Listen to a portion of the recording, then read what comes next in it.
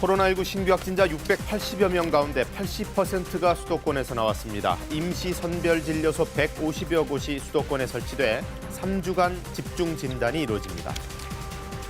영국과 바레인, 캐나다에 이어 미국도 코로나19 백신 승인이 임박했습니다. 미 보건당국은 승인 즉시 24시간 내 백신 이송을 시작하고 연말까지 미국인 2천만 명이 백신을 맞을 수 있게 하겠다고 밝혔습니다. 국회 본회의에 상정된 공수처법 개정안이 오늘 민주당 주도로 표결 처리될 예정입니다. 국민의힘이 표결 지연을 위해 어제 무제한 토론에 나섰지만 국회법에 따라 오늘 0시를 기해서 자동 종료됐습니다. 두 차례 연기됐던 윤석열 검찰총장 징계위원회가 오늘 열립니다. 윤 총장 측의 징계위원 기피 신청과 증인 신청 채택 여부가 변수인데 오늘 결론을 내지 못하고 장기화할 가능성도 있습니다.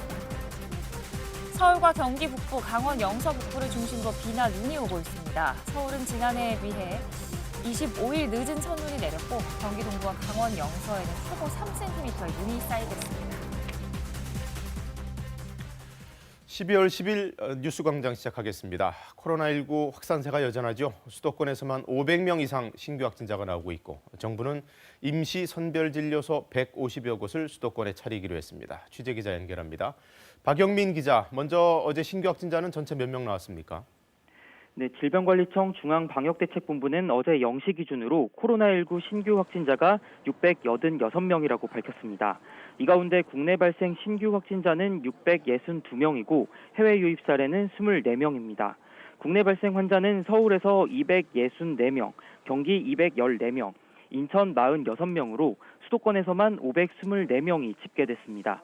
수도권 이외 지역에서는 경남이 31명으로 가장 많았고 충북 23명, 부산 20명 순으로 뒤를 이었습니다. 위중증 환자도 하루 새 15명 늘어 149명으로 나타났고 사망자도 4명 발생해 누적 사망자는 556명으로 늘었습니다. 자, 집단 감염 사례들은 어떤 것들이 있을까요? 네, 공연이나 게임을 할 수 있는 식당을 중심으로 산발적 감염이 이어지고 있는데요. 먼저 서울 종로구 대형 음식점 파고다타운 관련 확진자가 계속 늘고 있습니다. 어제 0시 기준 27명이 추가 확진돼 누적 확진자는 모두 189명이 됐습니다. 서울 용산구 술집 5곳에서도 5명이 추가 확진됐고 중구시장과 강서구 댄스 교습 시설 관련해서도 각각 7명이 추가 확진됐습니다. 경기 군포시 제조업체 관련 확진자는 25명이 늘어 누적 26명이 됐고 경기 고양시 요양원 2곳에선 각각 39명, 21명의 누적 확진자가, 대구 유성구 주점에선 63명의 누적 확진자가 나왔습니다. 정부가 감염자들 더 빨리 찾아내기 위해서 추가 대책 마련했죠. 네, 어제 문재인 대통령 주재로 수도권 방역 상황 긴급 점검 회의가 열렸는데요. 정은경 질병관리청장은 수도권에 젊은 층이 많이 모이는 대학가, 서울역 등 150여 곳에 임시 선별 진료소를 설치할 것이라고 밝혔습니다. 앞으로 3주간 집중 검사를 실시해 감염자를 최대한 빨리 많이 찾아내겠다는 겁니다. 임시 선별 진료소에선 개인 휴대전화 번호만 제공하면 증상이나 역학적 연관성을 묻지 않고 누구나 익명으로 검사를 받을 수 있습니다. 낙인 효과를 우려한 검사 기피 현상을 막기 위해서입니다. 지금까지 사회부에서 KBS 뉴스 박영민입니다. 요양병원발 집단 감염이 발생했던 울산에서 이번에는 중학교를 둘러싼 감염이 발생했습니다. 확진자가 잇따라 나오면서 인근 학교와 유치원까지 등교 등원이 일시 중단됐는데요. 주변으로 학원들도 밀집해 있어서 우려가 크다고 하네요. 이현진 기자의 보도입니다. 울산 남구의 한 중학교입니다. 3학년 학생 1명이 확진 판정을 받자 학생과 교직원 720여 명을 대상으로 전수조사를 실시했는데 하루 새 3학년 9명, 1학년 4명 등 13명이 양성 판정을 받았습니다. 최초 확진 학생의 어머니도 코로나19에 감염됐습니다. 울산시 교육청은 비상대책본부 긴급회의를 소집해 남구 지역 모든 학교와 유치원, 울주군 일부 학교 등 112곳에 대해 사흘간 등교를 중지하고 원격 수업으로 전환했습니다. 학원 밀집 지역인 지역 특성을 고려하여 우리 학생들의 안전을 지키기 위한 최소한의 선제적 조치입니다. 더구나 이 학교는 학원 밀집 지역과 가까워 연쇄 감염 우려도 커지고 있습니다. 일부 학원들은 임시 휴원에 들어갔습니다. 지금 2단계 조치가 인원을 굉장히 많이 줄여서 거리두기를 해야 되기 때문에 이 조치만 해도 굉장히 힘든 조치입니다. 이 때문에 확진된 학생들과 같은 학원을 다니는 학생이 있는 것으로 파악된 남구 이외 지역 학교 19곳도 추가로 등교가 중단됐습니다. 학교 현장에서의 연쇄 감염이 현실화된 데다 감염 경로도 불분명해서 추가 확산 가능성도 배제할 수 없는 상황입니다. KBS 뉴스 이현진입니다. 네, 지금 코로나19 백신 접종이 승인된 나라는 영국, 바레인, 캐나다 등입니다. 이제 미국도 곧 동참합니다. 미 보건당국은 조만간 백신 승인이 떨어지는 대로 24시간 내에 이송을 시작하고 당장 올 연말까지 미국인 2천만 명을 접종시킬 거라고 밝혔습니다. 워싱턴 서지영 특파원입니다. 백신 승인 심사를 하루 앞둔 미국에선 배송과 접종을 위한 막바지 작업이 진행 중입니다. LA 카운티에 위치한 이 병원은 응급실과 중환자실에 근무하는 의료진을 대상으로 한 백신 접종 준비를 마쳤습니다. Feels really exciting to be one of the first to potentially get the vaccine. 백신 접종은 드라이브스루, 승차 진료 방식을 적용하기로 했습니다. 미 보건당국은 현지 시간 10일 회의에서 화이자 백신에 대한 긴급 사용 승인이 떨어지면 24시간 내에 백신을 이송한다는 계획입니다. The trucks will roll right out of there to the nearest airports and we'll begin distributing the vaccines across the entire country to the locations that the jurisdictions have requested. 계획대로라면 올 연말까지 미국인 2천만 명이 백신을 맞을 수 있게 됩니다. We expect to have enough doses to vaccinate 20 million Americans by the end of this year, 50 million total by the end of January, and at least 100 million total by the end of the first quarter. 코로나19 사망자 28만 명을 넘긴 미국은 백신 접종이 시급한 상황이지만 먼저 승인한 영국, 바레인, 캐나다 사례를 참고해 신중히 결정한다는 방침입니다. That tomorrow this will be part of the consideration. And as in the UK, the expectation would be that subjects with known severe allergic reactions should not take the vaccine. 앞서 영국에선 화이자의 코로나19 백신을 맞은 접종자 2명이 알레르기 반응을 보인 사례가 발생했습니다. 워싱턴에서 KBS 뉴스 서지영입니다. 정기국회 마지막 날인 어제 사실상 야당의 거부권을 없앤 공수처법 개정안이 본회의에 상정됐습니다. 국민의힘이 표결 지연을 위해서 무제한 토론에 나섰지만 국회법에 따라 오늘 0시에 자동 종료됐고요. 민주당이 소집해놓은 오늘 임시국회에서 처리될 전망입니다. 개현우 기자의 보도입니다. 고위공직자 범죄수사처 설치 및 운영에 관한 법률 일부 개정 법률안 대안을 상정합니다. 공수처장 추천이 의결 정족수를 완화해 사실상 야당 거부권을 없앤 공수처법 개정안이 국회 본회의에 상정됐습니다. 국민의힘은 표결 지연을 위해 무제한 토론 카드를 꺼냈습니다. 울산시장 선거 의혹 사건의 피해자를 주장하는 국민의힘 김기현 의원이 토론자로 나서 내용과 절차의 문제점을 지적했습니다. 거대 여당과 청와대가 합작하여 권력 비리를 숨기고 은폐하기 위해서 이 공수처법도 통과시킨다고 이미 많은 국민들이 무제한 토론은 오늘 0시가 되면서 3시간 만에 끝났습니다. 국회법에 따라 정기국회 회기가 끝나면 자동 종료되기 때문입니다. 무제한 토론이 종료된 안건은 다음 회기에 지체 없이 표결에 붙여야 하는데 민주당이 이미 소집해놓은 오늘 임시국회에서 여당 단독으로 처리될 전망입니다. 국민의힘은 대북전단 살포금지법과 국정원법 개정안에 대한 무제한 토론도 신청했습니다. 그러나 이 법안들 역시 처리되는 건 시간 문제입니다. 무제한 토론 종결 신청 24시간이 지난 후엔 제적 5분의 3 의석 이상 찬성으로 토론을 끝낼 수 있기 때문입니다. 민주당 173석과 친여 무소속 의원들의 표를 합치면 180석이 되기 때문에 토론 종료는 가능할 것으로 보입니다. 어제 본회의에선 자치경찰제를 도입하는 경찰법 개정안과 경제 관련 3법이 국회 문턱을 넘었습니다. 5.18 민주화운동과 관련해 역사 왜곡 처벌법, 진상규명 특별법 개정안도 통과됐습니다. 상시국회를 표방한 국회법과 14개 업종 특수근로 종사자에게 고용보험을 적용하는 법안도 통과됐습니다. KBS 뉴스 개현우입니다. 어제 공정거래법 개정안도 본회의를 통과했는데요. 처리 과정을 놓고 민주당이 정의당에 사과하는 일이 벌어졌습니다. 공정위 전속 고발권 폐지를 약속했다가 민주당이 일방적으로 이를 뒤집으면서입니다. 이런 가운데 중대재해기업처벌법은 재정이 불투명해졌습니다. 이 내용은 이중근 기자가 보도합니다. 안건조정위를 통과한 공정위 전속고발권 폐지 법안이 전체 회의에 상정됩니다. 조정위원 6명 가운데 민주당 3명에 정의당 배진교 의원이 찬성했기에 가능했습니다. 하지만 의결하려 하자 민주당은 정반대 내용의 수정안을 제출했습니다. 공정위의 전속고발권을 계속 유지하도록 할 필요가 있다. 이런 말씀을 꼭 드리고요. 수정안을 유인물로 배부해 드렸습니다. 전속고발권 전면 폐지 법안을 발의한 배 의원이 반대하면 조정위 통과가 안 되는 상황. 결국 소위에선 폐지를 약속한 뒤 전체 회의에선 유지로 뒤집는 꼼수를 쓴 겁니다. 의견 교환도 없이 수정안으로 바로 제출해서 상임위에서 처리하겠다라고 하는 것은 절차상으로도 심각한 저는 문제가 있다고 판단을 합니다. 민주당에서도 비판이 나왔습니다. 문재인 대통령의 대통령 선거 공약에도 포함이 되어 있는 전속고발권이 후퇴되는 형태로 치러지는 것에 대해서 유감스럽다는 말씀을 드립니다. 정의당은 간교함의 극치, 뒤집기 신공 등의 표현으로 비난했고 민주당은 사과했습니다. 원내대표로서 그 문제와 관련해서는 사과한다는 이야기를 했습니다.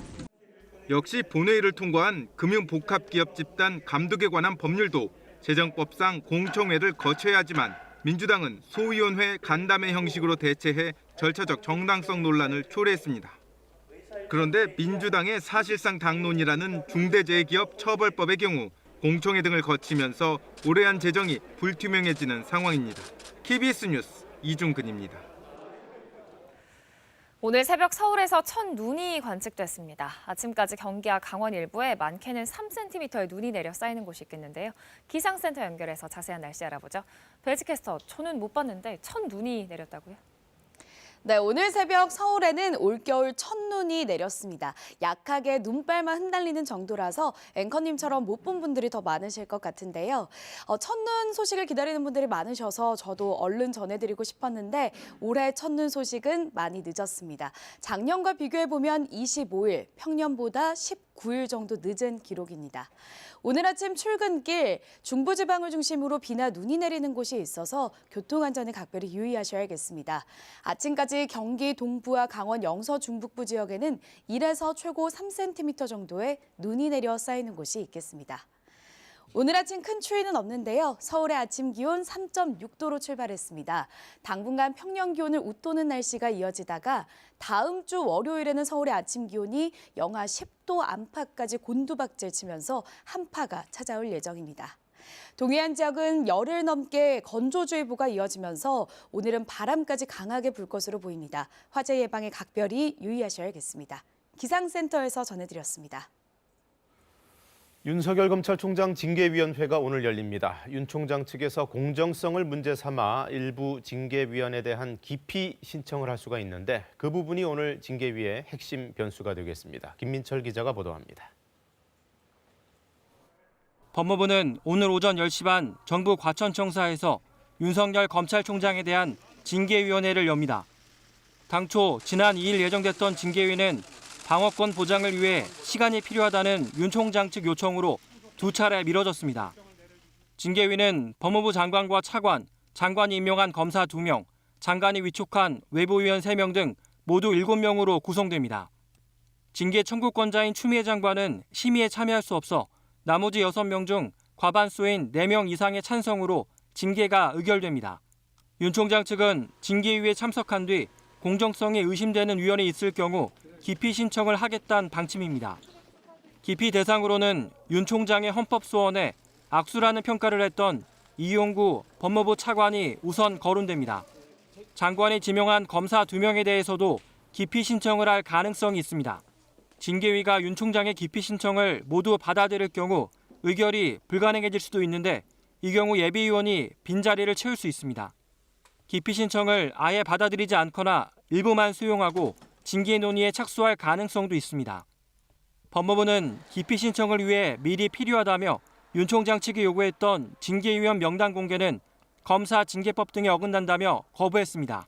그러면서 명단 공개를 수용하지 않으면 징계위가 무효가 될 것이라 주장하는 건 징계위의 민주적이고 공정한 진행에 심각한 지장을 초래하는 것이라고 비판했습니다. 윤 총장은 징계위에 직접 참석할지를 놓고 고심적인 것으로 알려졌습니다. 한편 윤 총장 측이 검사 징계법의 징계위원 구성 조항이 불공정하다며 헌법재판소에 낸 가처분 신청은 오늘 징계 이전에 결론이 나오기 어려워 보입니다. KBS 뉴스 김민철입니다.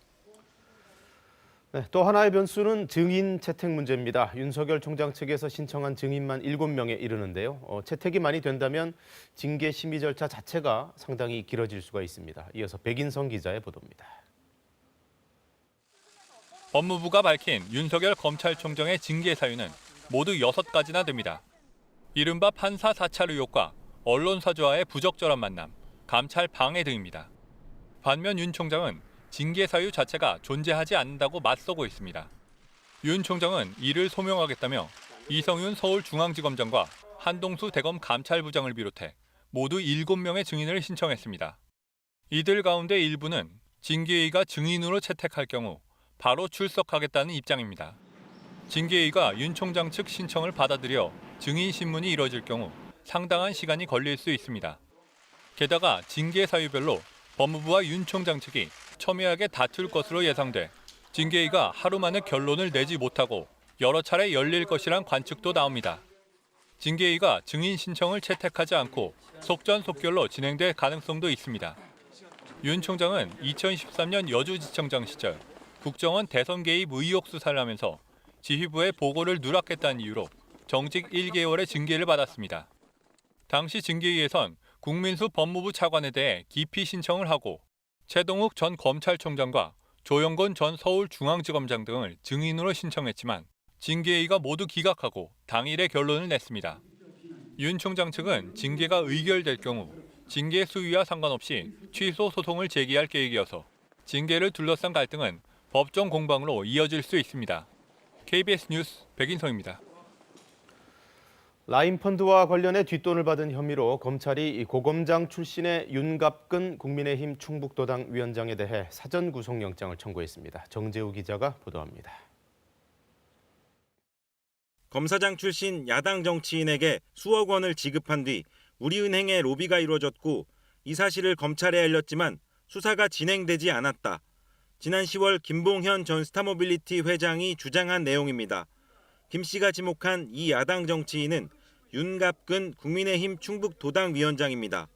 지난달 윤 위원장 사무실과 로비 대상으로 지목된 우리은행 본점 등에 대한 압수수색을 실시했던 검찰은 그제 윤 위원장에 대해 알선수재 혐의로 사전 구속영장을 청구했습니다.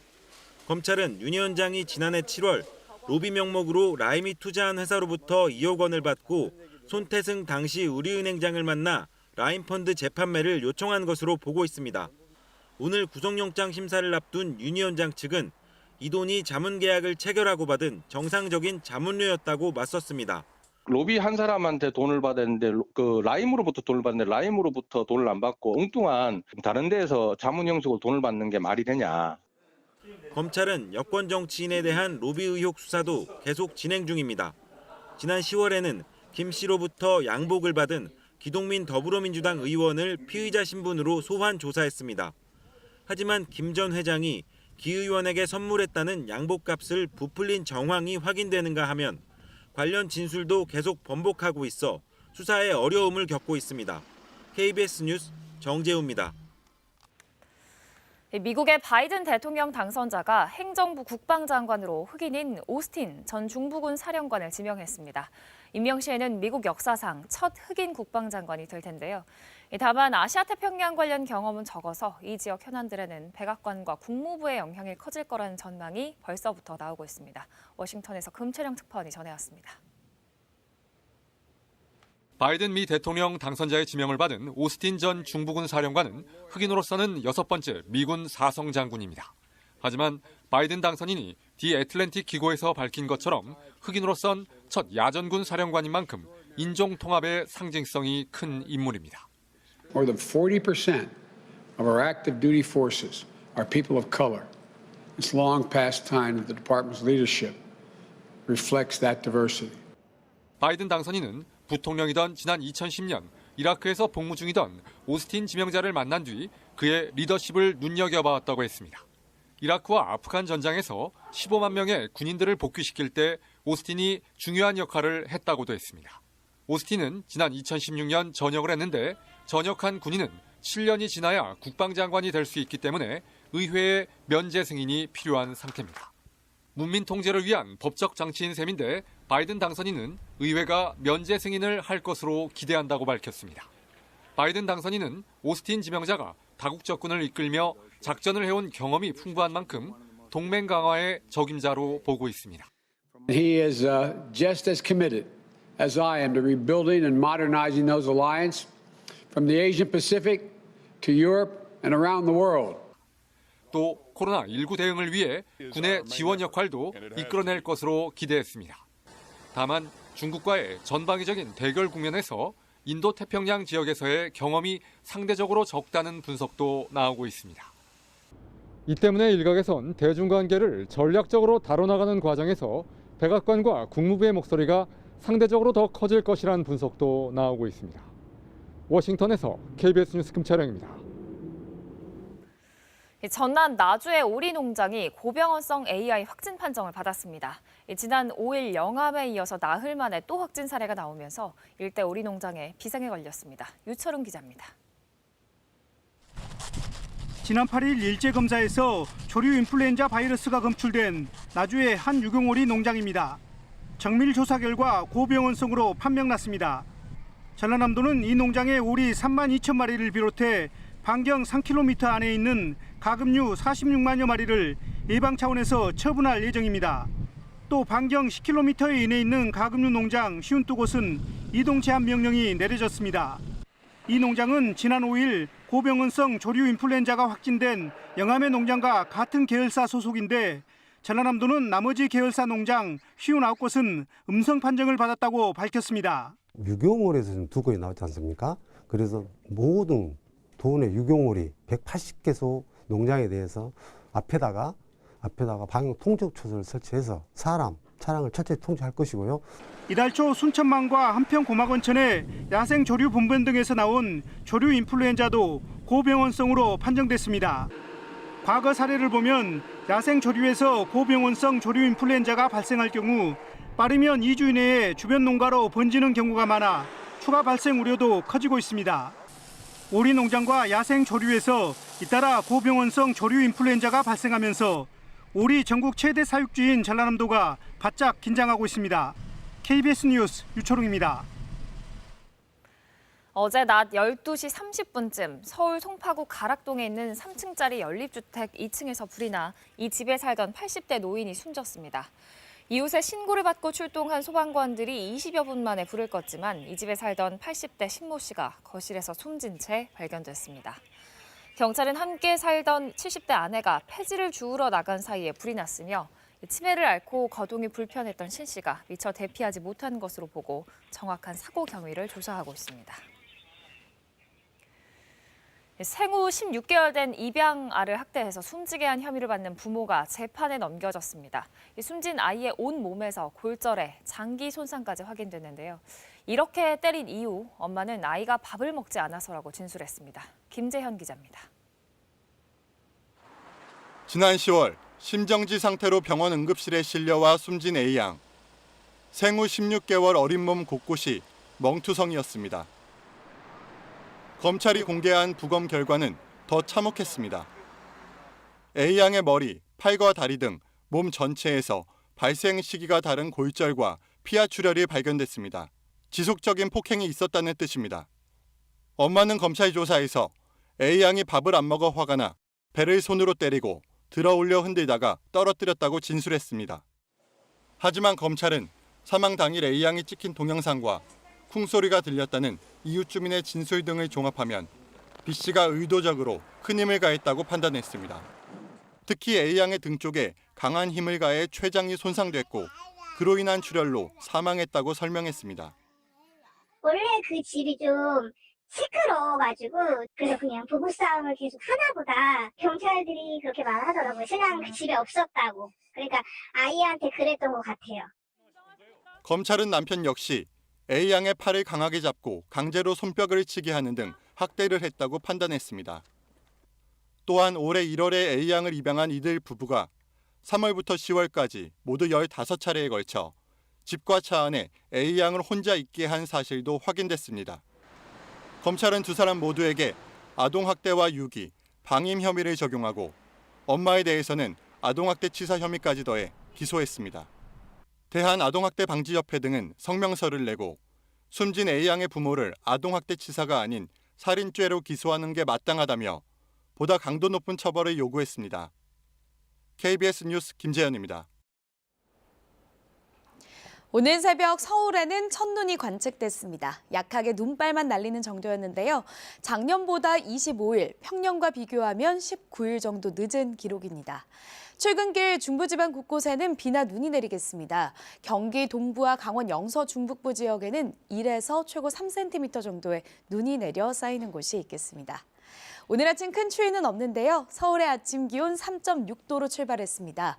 당분간 평년 기온을 웃도는 날씨가 이어지겠고 다음 주 초에는 찬바람이 불어오면서 서울의 아침 기온 영하 10도 안팎까지 떨어질 것으로 예상됩니다. 동해안 지역은 열흘 넘게 건조주의보가 발효 중인 만큼 화재 예방에 유의하셔야겠습니다. 아침에 눈비가 그치고 나면 오후에도 중부지방 곳곳과 전북 서해안 지역에는 눈발이 날리는 곳이 있겠습니다. 현재 기온 살펴보겠습니다. 어제 아침보다 1도에서 10도가량 기온이 높습니다. 서울이 3.6도, 대구 2.8도, 전주 3.5도 가리키고 있는데요. 낮 기온도 어제보다 1도에서 4도가량 높겠습니다. 서울이 8도, 안동 10도 예상되고요. 전주 11도, 대구 12도 예상됩니다. 바다의 물결은 모든 해상에서 비교적 잔잔하겠습니다. 날씨 정보 전해드렸습니다. 네, 코로나19 어제는 600명대 후반, 거의 700명 가까운 신규 확진자가 나왔고 무증상 환자들의 숨은 전파가 계속 이어지고 있습니다. 정부는 감염자들 빨리빨리 찾아내기 위해서 수도권의 선별 진료소들을 대폭 확충하고 또 무료 익명 검사도 제공하기로 했습니다. 김혜주 기자가 보도합니다. 서울시가 어젯밤 최근 감염 사례가 잇따르는 음식점과 주점 등의 방역수칙 준수 여부에 대한 긴급 점검에 나섰습니다. 많은 가게들이 일찍 문을 닫거나 아예 휴업하는 곳이 많았고 문을 연 곳들도 방역수칙을 지키느라 애쓰고 있었습니다. 이용수칙도 잘 지키고 있는 부분도 있지만 이용객들이 많지 않아서 문제되는 부분은 없었고요. 그리고 21시 이후에 포장 배달만 하시는 걸 잘 알고 계셔가지고 그 부분을 잘 점검하고 왔습니다. 서울 종로의 음식점과 관련해 확진자는 180여 명까지 늘었습니다. 내부에서 마스크도 없이 노래와 악기 연주를 한 것이 화근이었습니다. 술 마시며 게임을 하는 서울 용산구 술집들에서도 확진자가 늘고 있습니다. 환기가 미흡한 곳에서 물품을 함께 쓰며 장시간 머문 게 위험을 높였습니다. 거리두기, 환기가 잘 안 된 재래시장에서도 감염이 지속됐습니다. 일상생활 전반에서 감염 위험이 무척 높은 만큼 정부의 방역 조치가 취해지지 않은 시설이나 활동이라 하더라도 최대한 이용을 삼가 주시기를 바랍니다. 최근 수도권에 상대적으로 강력한 거리두기 조치를 취했는데도 확산세가 거센 건 무증상 잠복 감염이 많기 때문이라는 분석입니다. 이에 따라 정부는 무증상 감염자를 최대한 빨리 많이 찾아내기 위해 임시선별진료소 150여 곳을 수도권에 설치하기로 했습니다.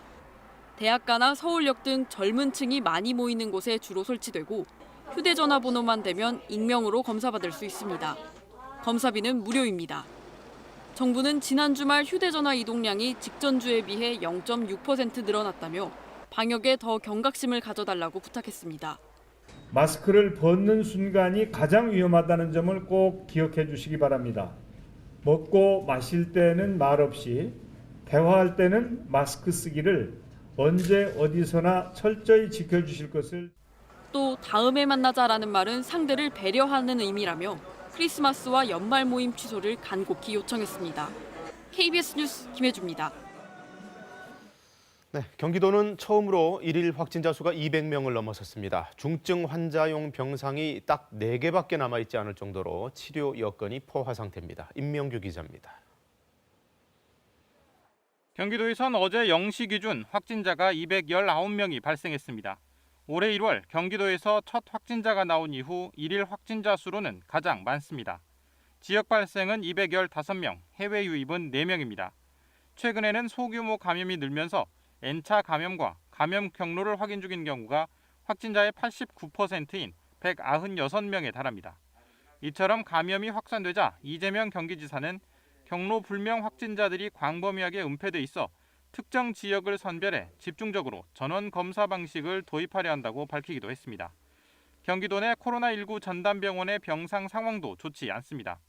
중증 환자 전담 병상은 4개만 남아있어 의료 공백도 현실화될 수 있는 상황입니다. 집단 감염도 계속돼 수원의 한 요양병원에서는 이틀 새 16명의 확진자가 발생하면서 집단 격리 조치인 코호트 격리 조치가 내려졌습니다. 안양의 한 종교단체에서도 집단 감염이 발생해 지난 5일 확진자를 시작으로 신도와 가족 15명이 확진됐습니다. 안양시는 모임이 있었던 종교시설에 대해 집회 금지 조치하고 시설을 폐쇄했습니다. 이처럼 확산세가 이어지자 스키장 영업에 대한 제한도 내려졌습니다. 내일부터 수도권을 비롯한 2.5단계인 지역의 스키장은 밤 9시부터는 운영이 금지됩니다. KBS 뉴스 임명규입니다. 문재인 대통령은 국가 재정 부담이 좀 늘더라도 코로나19 백신을 추가 확보하라고 지시했습니다. 물론 안전성 검증이 중요하지만 최대한 신속하게 접종을 준비해달라고도 당부했습니다. 정창화 기자입니다. 문 대통령은 코로나19 재유행이 심각한 수준이라고 판단하고 수도권 방역 상황을 긴급 점검했습니다. 이 자리에서 문 대통령은 백신 물량 추가 확보를 지시했습니다. 재정적인 부담이 추가되더라도 국민의 안전과 생명을 최우선으로 고려해 주기 바랍니다. 이미 확보한 백신 4,400만 명분은 국민 집단 면역에는 충분한 양이지만 백신이 긴급하게 개발됐다는 점, 돌발적인 상황이 있을 수도 있다는 점을 감안해야 한다는 겁니다. 가급적 많은 국민들이 백신을 무료 또는 저렴한 가격으로 접종할 수 있어야 한다고도 했습니다. 백신 효과와 부작용 등을 충분히 모니터링해 안전성을 확보하는 것 못지않게 빠른 접종이 이루어지도록 계획을 세워달라고도 강조했습니다. 우리나라에 백신이 들어오는 대로 신속히 접종이 시작될 수 있도록 접종 계획을 앞당겨 준비해 주시기 바랍니다. 방역 최대 현안으로 떠오른 중환자 병상 마련에도 대책을 서둘러 달라고 지시했습니다. 중환자 병상과 생활치료센터 등도 빠르게 확충하여 확진자가 즉시 필요한 격리 치료를 받을 수 있도록 하고 문 대통령은 지자체의 신속한 대응을 위해 선제적 전수조사도 적극 강구해달라고 당부했습니다. KBS 뉴스 정청화입니다. 2035년부터 전기와 수소, 하이브리드 등 친환경차만 팔게 하자. 이 대통령 소속의 국가기후환경회의가 이런 제안을 했는데요. 아직은 충전 접근성, 특히 지방의 경우에는 너무 떨어진다는 문제가 있습니다. 정부도 관련해서 방안을 내놓기는 했었죠. 이지훈 기자가 보도합니다. 1년 전 전기차를 산 김재석 씨는 일주일에 한 번씩 집에서 20분 정도 떨어진 쇼핑몰에 가서 충전해야 합니다. 500가구가 넘는 아파트에 살지만 전기차 충전기는 완속 충전기 한 대뿐이기 때문입니다. 충전하는데 시간이 너무 많이 소요가 되고요. 그리고 가끔 이제 다른 차가 충전하고 있는 경우가 있어서 기다려야 되니까 좀 그런 번거로움이 있습니다. 국내에 보급된 전기차 충전기는 6만 2천여 개. 차량 2대의 한개꼴인데 체감하는 충전 접근성은 훨씬 낮습니다. 국도에는 없어요. 아직까지도. 그리고 서울, 경기 이렇게 이제 대도시는 편한데 지방으로 나가면 전체 충전기 가운데 누구나 쓸 수 있게 개방된 공용 충전기는 절반뿐이고 10,000대도 채 안 되는 급속 충전기는 그나마 고장이 잦습니다. 제가 나와 있는 이곳 고속도로 휴게소에는 전기차 충전기가 2대가 설치돼 있습니다. 그런데 그중에 한 대는 고장난 상태입니다. 이 때문에 정부의 친환경차 보급 대책도 충전 인프라를 대폭 늘리는 방안에 초점을 맞췄습니다. 앞으로 5년 안에 충전기 50만 대를 추가 보급하고 2050년까지 2천만 가구에 하나씩 충전기를 보급하겠다는 계획입니다. 전문가들은 고속 충전기와 초저속 충전기를 동시에 보급하는 전략이 필요하다고 지적합니다. 고속도로 휴게소처럼 잠시 들르는 곳에는 고속 충전기를 늘리고 가정이나 직장에는 초저속 충전기를 대량 설치해야 한다는 겁니다. 아파트 주차장에서 휴대전화처럼 배터리를 보충할 수 있는 방식입니다. 모든 주차장에 220V 아울렛을 설치하시고요. 이렇게 초저속 충전기를 활용해서 한번 꽂으면 8시간, 9시간 충전할 수 있도록 긴 시간을 거기 머무니까 당연히 초저속 여러 군데. 이미 일본은 개인 충전기가 20만 개 가까이 보급돼 상당 수차주가 충전소에 가지 않고 충전 문제를 해결하고 있습니다. KBS 뉴스 이지윤입니다. 과제는 또 있습니다. 휘발유나 경유에 매기는 세금이 한 해 수십조 원이나 되는데 이거를 어떻게 대체할 거냐 하는 문제가 있고요. 늘어나는 친환경차 보조금도 해결을 해야 합니다. 이 문제는 박예원 기자가 짚어봤습니다. 3년 가까이 전기차를 쓰고 있는 정재훈 씨. 차값은 비싸도 보조금, 연료비 절감 혜택에 전기차를 택했습니다. 전기차는 가장 비싼 요금인 급속 충전 요금을 적용하더라도 한 달에 한 8만 원 정도면 충분히 해결할 수 있기 때문에. 반대로 휘발유나 경유차 운전자는 기름값 부담이 큰데 세금이 더해지기 때문입니다. 휘발유는 리터당 500원, 경유는 300원 넘게 교통에너지 환경세를 내야 합니다. 이것만 따져도 한 해 15조 원 안팎, 여기에 주행세와 교육세까지 붙습니다. 친환경 차로의 전환을 서두르면 자연히 기존 휘발유나 경유 운전자에게 거두던 세금도 더 빨리, 더 많이 줄어듭니다. 에너지경제연구원 예측을 보면 2030년까지 세수 감소가 5,813억 원, 국토연구원은 2050년까지 최대 29조 4천억 원의 세금이 덜 거칠 거라고 내다봤습니다. 80% 정도는 교통, 시설을 위한 재원 확보 차원에서 활용되고 있습니다. 세수 감소뿐 아니라 친환경차 도입과 관련된 지출이 꾸준히 는다는 점도 문제입니다. 2016년 2,100억 원 수준이었던 전기차 보조금은 내년 1조 1,200억 원으로 급증합니다. 수소차까지 고려하면 보조금 지출은 5년 만에 7배로 늘어납니다. 그런데 이런 보조금은 석유 수입, 판매에 따른 수익에서 나옵니다. 휘발유와 경유 사용이 줄면 보조금 재원 자체가 줄어든다는 얘기입니다. 결국 새로운 세금 확보 방안이 필요하지만 정부는 원론적인 입장만 밝히고 있습니다. 구체적인 사안에 대해서는 앞으로 추가적으로 검토를 해야 될 과제가 아닌가 싶습니다. 분명한 건 이대로라면 걷는 세금은 줄고 보조금은 늘어나면서 국가 재정 부담이 커질 수밖에 없는 구조라는 것입니다. KBS 뉴스 박예원입니다. 좀처럼 잡히지 않는 코로나19 확산세에 병상 부족 사태 현실이 됐습니다. 컨테이너 병상, 또 체육관을 임시병원으로 운영하는 방안 등 다양한 안이 나오고 있는데 관련해서 방역당국의 생각, 또 대안은 뭔지 직접 들어보시죠. 중환자실은 환자가 즉시 입원할 수 있는 병상이 현재 43개가 남아 있습니다. 환자가 계속 증가하면서 의료 체계에 가해지는 부담이 커지는 만큼 의료 역량 확보에도 주력하고자 합니다. 사실은 생활치료센터에 대해서 바로 진단받고 나서 바로 갈 수는 없습니다. 추가적인 역학조사가 필요하고 중증도 분류가 필요한 상태에서 병원으로 갈지 아니면 생활치료센터로 갈지에 대한 부분들이 판단이 되기 때문에 집에서 어느 정도의 대기는 필요합니다. 다만 그것이 저희가 행정적으로 그 부분이 감당이 되지 않을 만큼의 어떤 집에서의 대기 부분은 이제 문제가 될 수가 있습니다. 중수본 차원에서 상급종합병원과 관련되어서 협조가 구한 것이 한 10병상 정도 그렇게 되어 있는 것으로 알고 있습니다. 서울에 있는 국립대병원인 국립서울대병원, 그다음에 보라매 병원, 그리고 국립의료원 이 3개 병원이 서울의 중환자의 약 45%를 지금 현재 치료를 하고 있습니다. 따라서 민간의 어떤 상급종합병원들에서도 동원까지는 아니지만은 좀 협조를 촉구를 하는 그런 부분이 지금 현재 어떤 수도권의 사항이다.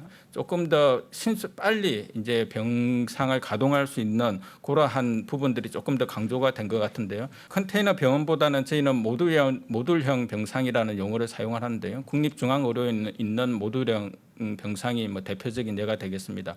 유럽과 같은 사항이 발생했을 때 또는 우한과 같은 사항이 발생했을 때 3단계의 대안으로서 부득이한 경우에 체육관이나 컨벤션 센터를 중환자 병상으로 하자라는 그런 이제 의견인 것으로 알고 있습니다. 결국에는 하루에 뭐 몇천 명 이상 이렇게 이제 환자가 나오는 경우에 중환자 의학회에서 제시한 부분이라서 그 부분은 조금 더 시간을 두고 검토를 해야 된다라는 그런 생각입니다. 지금 의료 인력과 관련되어서는 뭐 저희가 여러 가지 각도로 지금 이제 보고 있습니다. 긴급 치료 병상을 운영하는데 필요한 인력이 추가적으로 필요한 부분들은 저희가 중수본의 요청이 되는 대로 계속해서 이제 지원을 하고 있습니다.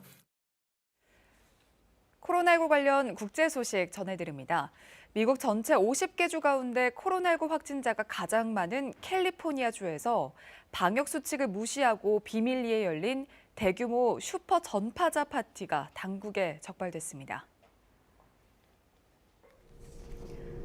미국 캘리포니아주에서 집단 감염의 온상지로 꼽히는 이른바 슈퍼 전파 파티가 열려 참석자들이 무더기로 체포됐습니다.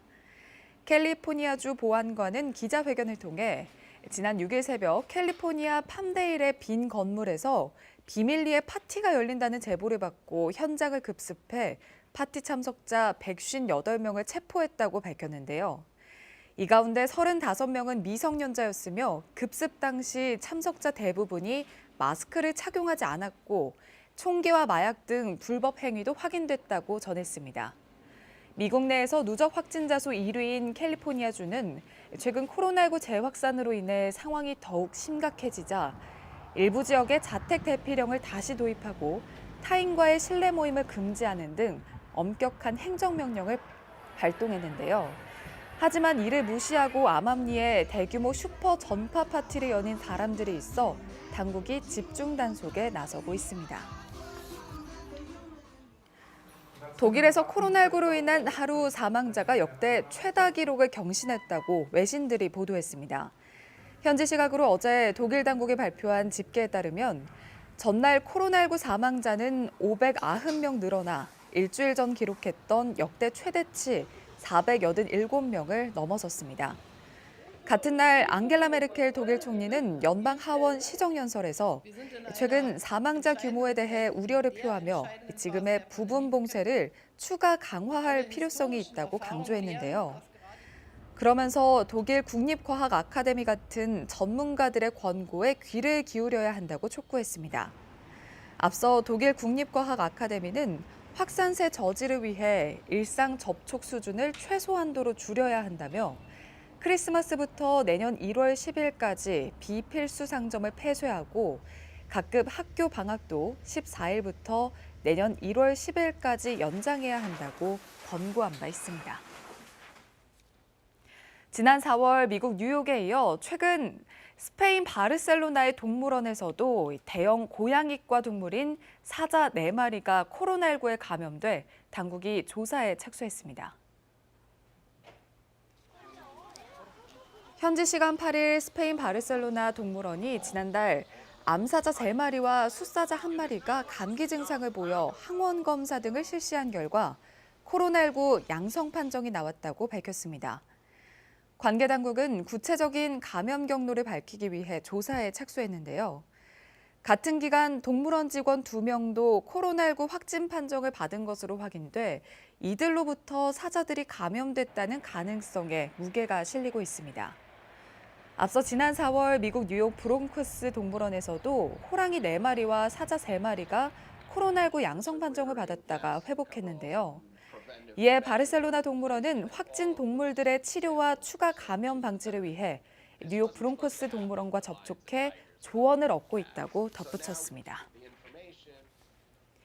일본에선 코로나19 감염자가 폭증하면서 하루 최다 확진자가 나왔습니다. 일본 의사회는 누구라도 감염돼 있을 가능성이 있다고 경고했는데요. 환자를 돌볼 의료인이 없는 의료 붕괴 사태로 일부 지자체에는 자위대까지 동원됐습니다. 도쿄에서 황현택 특파원입니다. 일본 홋카이도의 한 병원, 육상 자위대 소속 간호관 등을 태운 버스가 들어섭니다. 이 병원에선 최근 의료진과 환자 등 197명이 확진됐고 사실상 의료 기능을 잃자 자위대 의료진이 투입된 겁니다. 60명이 확진 판정을 받은 이 장애인 복지시설에도 자위대 의료진들이 환자를 돌보고 있습니다. まずは現場の把握をしていただく中でですね、自衛隊の皆さんで、できることをですね、ぜひ頑張っていただきたいというふうに思っています。 군까지 동원된 건 자력으로 환자를 감당하지 못하는 지자체 병원이 속출하기 때문입니다. 어제 일본의 코로나19 신규 확진자는 2,800여 명, 일일 최고치를 다시 경신했습니다. 하지만 환자를 돌볼 병상과 의료진 부족으로 사망자가 하루 50명 가까이 나오고 있습니다. 일본 의사회 회장은 지역 의료가 벼랑 끝에 몰린 상황이라고 경고했습니다. 医療従事者の心身の疲労もピークに達しており、誰もが感染している可能性があります。 상황이 이런데도 스가네각은 여행 장려 캠페인을 내년 6월까지 연장하기로 했습니다. 경기 회복에 내년 7월 도쿄올림픽까지 염두에 둔 것으로 일본 정부는 코로나19 백신에 기대를 품고 있습니다. 일본 정부는 전 국민에게 코로나 백신을 무료 접종할 계획입니다. 이를 위해 화이자 백신 등 세 종류 1억 4천만여 명분을 공급받기로 합의한 상태입니다. 도쿄에서 KBS 뉴스 황현택입니다. 네, 코로나19 관련해서 국내 소식 몇 가지 더 전해드리겠습니다. 첫 번째 키워드부터 살펴보시죠. 네, 스키장 내일부터 밤 9시 이후에 문을 닫는다는 내용인데요. 코로나19 확산에도 최근 스키장과 눈썰매장 등에서 이용객이 몰리면서 우려의 시선이 많았습니다. 정부가 이들 시설에 대해서 방역 조치를 강화하기로 했습니다. 내일부터는 수도권 스키장은 밤 9시 이후 영업이 금지됩니다. 문화체육관광부는 어제 겨울 스포츠 시설에 대해 사회적 거리두기 단계별 운영 제한 조치를 시행한다고 밝혔습니다. 스키장, 눈썰매장의 경우 1.5단계에서는 수용 가능 인원의 절반이, 2단계에서는 3분의 1 입장이 허용됩니다. 2.5단계에서는 밤 9시 이후에는 영업을 중단해야 하고요. 3단계가 되면 운영이 전면 금지됩니다. 네, 두 번째 키워드 열어보겠습니다. 네, 대한항공 백신 원료 영하 60도 운송했다는 키워드입니다. 이 코로나19 백신을 둘러싸고 항공사 간 수송 경쟁이 본격화되고 있는데요. 백신은 운송 과정의 까다롭기로 유명합니다. 또 국내 최초로 대한항공이 코로나19 백신 원료를 영하 60도 이하의 냉동 상태인 저온 유통망으로 운송하는 데 성공했습니다. 대한항공은 지난 8일 K925편 인천발 네덜란드 암스테르담행 여객기로 드라이 아이스를 포함한 코로나19 백신 원료 약 800kg을 운송했다고 밝혔습니다. 이 백신 원료 물질은 국내 업체에서 생산돼서 영하 60도 이하의 냉동 상태로 목적지인 유럽 내 백신 생산 공장으로 옮겨졌는데요. 대한항공은 208kg의 드라이 아이스를 사용, 별도의 전원 장치 없이도 영하 60도 이하 상태를 120여 시간 유지할 수 있는 의약품 수송 전용 특수 용기를 활용했습니다. 네, 마지막 키워드 보겠습니다. 네, 소상공인 2천만 원 긴급 대출된다는 소식입니다. 이 코로나19 확산으로 거리두기가 격상되면서 소상공인들의 어려움이 그 어느 때보다 큰 상황입니다. 중소벤처기업부가 2천만 원 한도 긴급 대출 지원에 나섰습니다. 매출액 등 소상공인 기준을 충족하고 세금 체납과 금융기관 연체 등 대출 제한 사유가 없는 개인이나 법인 사업자가 지원 대상입니다. 대출 한도는 업체당 최대 2천만 원이고요. 연 2% 고정금리의 대출 기간은 5년입니다. 신청은 소상공인 시장진흥공단 홈페이지에서 할 수 있습니다. 거리두기 격상으로 영업 제한으로 겪는 경우 지역신용보증재단 보증서를 활용해서 최대 1,000만 원을 추가로 대출받을 수 있습니다. 지금까지 코로나 Q&A였습니다. 네, 코로나19 때문에 경제적 어려움을 호소하는 분들이 우리 주변으로도 참 많습니다. 빚을 감당 못한 사람들의 개인 파산도 늘고 있는데요. 안타까운 사연들을 윤경재 기자가 취재했습니다. 한 달에 한 번 파산 선고가 내려지는 날. 법원 복도가 파산을 신청한 사람들로 북적입니다. 이날 파산 선고를 받은 사람은 100여 명, 대부분 자영업자입니다. 한 달 정도 지나니까 갑자기 뚝 그냥 전쟁 난 것처럼 그래 돼버리더라고요. 그래서 마이너스가 좀 크게 나니까 직원도 줄여야 되고 뭐. 3년째 노래방을 운영하는 60대 김모 씨도 막막하기는 마찬가지입니다. 뇌출혈로 몸져 누운 남편과 10대 청소년 아들을 위해 열심히 살던 김 씨. 집합금지 명령이 거듭 내려지면서 가족의 생명 줄이던 작은 노래방을 결국 문 닫아야 했습니다. 가게 차릴 때 낸 대출금은 오롯이 갚지 못할 빚이 됐습니다. 두 번째 코로나 이제 다시 또 집합금지면 그때부터 아예 없었어요. 손님이. 한 달에 60만 원씩. 너는 이 코로나 오부터는 이렇게 집합금지 명령이 내니까 10만 원도 솔직히 내기가 힘들어요. 박 씨는 21년째 운영하던 수제비 가게를 내놨습니다. 손님이 뚝 끊기면서 월세 80만 원을 끝내 감당하지 못했습니다. 취업을 했죠. 잘 될 때는 뭐 100그릇까지 팔 때도 있었고 하루에 한 그릇도 못 팔 때가 많았었습니다. 코로나 온 뒤. 관광객을 모시던 60대 택시기사도 운전대를 놔야 했습니다. 없습니다. 관광객을 위주로 저희들이 많이 하고 코로나 온 뒤로부터는 이쪽에 사람들이 아예 안 들어옵니다.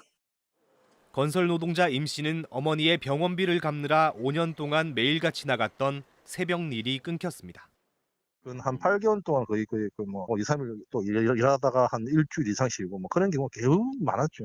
일 없을 때 뭐 한 5일도 한 적도 있는 것 같아요. 올해 10월까지 전국 법원의 개인 파산 건수는 지난해보다 10%가량 늘어난 4만 1000여 건. 코로나19 장기화로 이른바 코로나 파산은 더 늘어날 전망입니다. 코로나 영향으로 인해서 그동안에 채무를 잘 갚아오는 분들도 채무를 상환하기가 조금 힘들어지지 않을까 생각합니다. 청와대 국민청원에도 집합금지와 영업 제한 조치로 벼랑 끝에 내몰린 처지를 호소하는 자영업자들의 글이 수백 건 올라오고 있습니다. KBS 뉴스 윤경재입니다. 공인인증서가 21년 만에 퇴출됩니다. 그동안 너무 복잡하다 아니다 호불호가 갈리면서 논란이 꽤 있었죠. 앞으로는 지문 인증 같은 다른 방식들을 사용할 수 있습니다. 물론 공인인증서가 편한 분들은 더 사용하실 수도 있습니다. 오승목 기자가 설명드립니다. 새로운 금융인증서 발급 화면입니다. 이름과 전화번호, 주민등록번호만 입력하면 끝. 한번 발급받으면 휴대전화로 패턴을 입력하거나 지문 인식만 해도 은행 서비스에 접속할 수 있습니다. 액티브 X와 같은 프로그램 설치도 없고 공인인증서처럼 USB에 담아 들고 다닐 필요도 없습니다. 매 1년마다 발급받으실 필요가 없이 자동갱신으로 평생 사용하실 수가 있어서 기존 공인인증서의 불편함을 모두 해결한 인증서라고 말씀을 드릴 수 있습니다. 앞서 보신 건 금융결제원이 시중은행과 함께 새로 만든 인증 서비스입니다. 기존 공인인증서는 공동인증서로 이름을 바꿔 지금처럼 사용이 가능합니다. 여기에 네이버와 카카오페이, 그리고 이동통신 3사의 패스와 같은 민간 본인 확인 서비스도 기존의 공인인증서와 동등한 효력을 갖게 됐는데요. 이용자들은 자신에게 편리한 서비스를 골라 쓰면 됩니다. 인터넷에서 본인 확인할 때 사용하는 민간 인증서는 이미 공인인증서 발급 건수를 크게 추월한 상태인데요.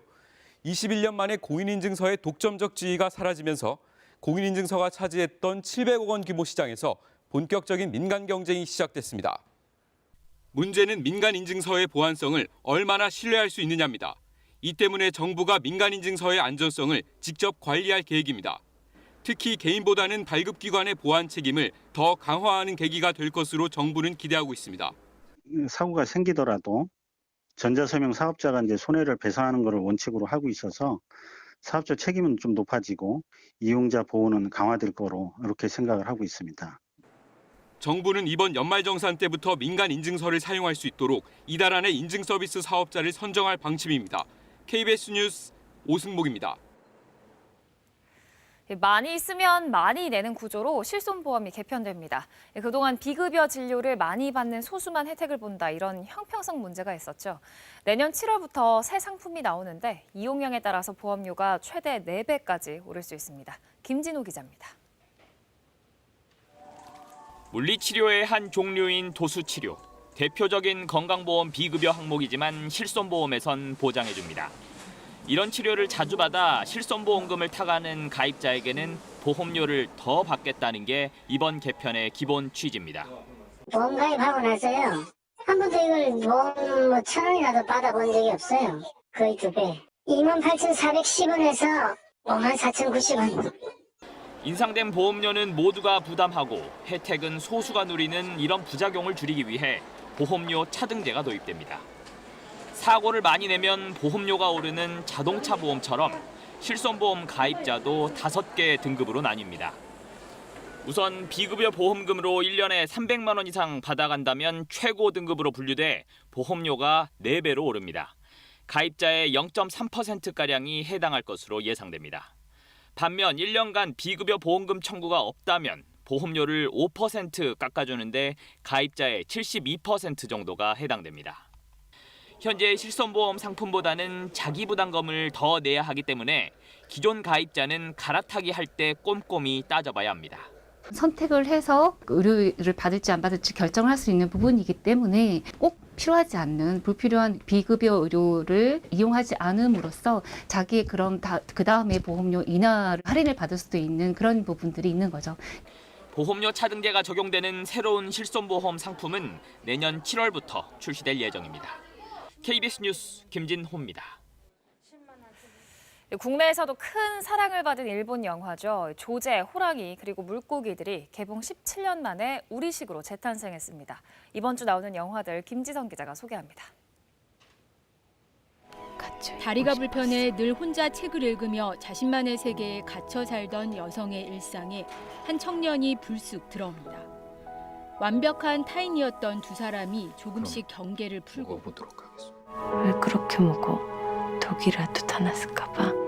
서로의 세계에 스며들어 없어선 안 될 존재, 연인이 되었다가 이별하는 과정을 담았습니다. 국내에서도 호평을 받았던 이누도 이신 감독의 2003년작 조제, 호랑이 그리고 물고기들을 리메이크한 작품입니다. 어려운 숙제였어요. 예, 원작의 무게도 있고 또 시대의 변화도 있고 좀 다른 길을 찾아서 우리만의 조제를 만들어 보자라는 고민을 했었고 원작의 얼개는 그대로 살리되 한국적 풍경과 이 시대 청년들의 고민을 담으려 했습니다. 그러나 원작이 사랑을 통한 성장을 깊이 있게 담아낸 수작이었던 것에 반해 아름다운 사랑의 풍경에만 집중했다는 아쉬움이 남습니다. 특히 장애에 대한 편견도 발랄하게 깨버린 원작의 팬이라면 전형성에서 벗어나지 못한 여주인공이 낯설 듯합니다. 30년 만에 춘천에 간 50대 부부. 두 사람은 연애 시절 처음으로 하룻밤을 보낸 곳을 우연히 다시 가게 되고 자신들의 젊은 시절로 보이는 커플을 만나 대화하는 기이한 경험을 하게 됩니다. 우리 애인인가 봐. 아니에요. 친구였죠. 과거와 현재, 현실과 꿈을 오가는 독특한 구성. 주인공들의 무의식을 따라가는 여행 같은 작품으로 랑뜨 3대륙 영화제 등에서 수상했습니다. 자신들에게 닥쳐올 끔찍한 미래를 알지 못한 채 정해진 규칙에 복종하던 여학생들. 이들이 마침내 진실에 눈을 뜨고 자신들의 힘으로 세상 밖으로 나오는 과정을 스릴러 형식으로 담았습니다. KBS 뉴스 김지선입니다. 오늘 새벽 서울에는 올겨울 첫눈이 관측됐습니다. 이렇게 눈발만 약하게 날리는 정도라서 보지 못한 분들이 많으실 것 같은데요. 올해 첫눈은 작년과 비교해서 25일 늦었고요. 평년과 비교하면 19일 늦은 기록입니다. 출근길 내내 중부지방 곳곳에는 눈이나 비가 내리는 곳이 있겠습니다. 기온이 낮은 경기 동부와 강원 영서 중북부 지역에는 1에서 3cm 정도의 눈이 내려 쌓이는 곳이 있겠습니다. 교통안전에 유의하셔야겠습니다. 오늘 아침 큰 추위는 없는데요. 당분간 평년 기온은 웃도는 날씨가 이어지겠고 다음 주 초 찬바람이 불면서 서울의 아침 기온이 영하 10도 안팎까지 크게 떨어지겠습니다. 동해안 지역에는 열흘 넘게 건조주의보가 발효 중인데요. 오늘은 바람까지 거세게 불 것으로 보여서 화재 예방에 유의하셔야겠습니다. 아침에 눈비가 그친 뒤에 오후에는 중부지방과 전북 서해안 지역에 산발적으로 빗방울이 떨어지거나 눈발이 날리는 곳이 있겠습니다. 현재 기온 어제 아침보다 1도에서 10도가량 높습니다. 서울이 3.6도, 철원 영하 0.7도, 대구 2.8도 가리키고 있고요. 한낮에도 역시 어제보다 기온이 높겠습니다. 서울 8도, 광주와 대구 12도, 부산 13도 예상됩니다. 바다의 물결은 모든 해상에서 비교적 잔잔하겠습니다. 날씨 정보 전해드렸습니다. 코로나19 신규 확진자 680여 명 가운데 80%가 수도권에서 나왔습니다. 임시 선별진료소 150여 곳이 수도권에 설치돼 3주간 집중 진단이 이루어집니다. 영국과 바레인, 캐나다에 이어 미국도 코로나19 백신 승인이 임박했습니다. 미 보건당국은 승인 즉시 24시간 내 백신 이송을 시작하고 연말까지 미국인 2천만 명이 백신을 맞을 수 있게 하겠다고 밝혔습니다. 국회 본회의에 상정된 공수처법 개정안이 오늘 민주당 주도로 표결 처리될 예정입니다. 국민의힘이 이 표결 지연을 위해 어제 무제한 토론에 나섰지만 국회법에 따라 오늘 0시를 기해서 자동 종료됐습니다. 이 두 차례 연기됐던 윤석열 검찰총장 징계위원회가 오늘 열립니다. 윤 총장 측의 징계위원 기피 신청과 증인 신청 채택 여부가 변수인데 오늘 결론을 내지 못하고 장기화할 가능성도 있습니다. 서울과 경기 북부, 강원 영서 북부를 중심으로 비나 눈이 오고 있습니다. 서울은 지난해에 비해 25일 늦은 첫눈이 내렸고 경기 동부와 강원 영서에는 앞으로 최고 3cm의 눈이 쌓이겠습니다. 네, 12월도 3분의 1이 지나가고 있습니다. 코로나19는 여전히 심각하고 또다시 뉴스 톱을 연일 장식하고 있습니다. 오늘 뉴스광장 2부도 관련 앵커 브리핑으로 시작합니다. 어제 신규 확진자 686명, 거의 700명 가까이 나왔습니다.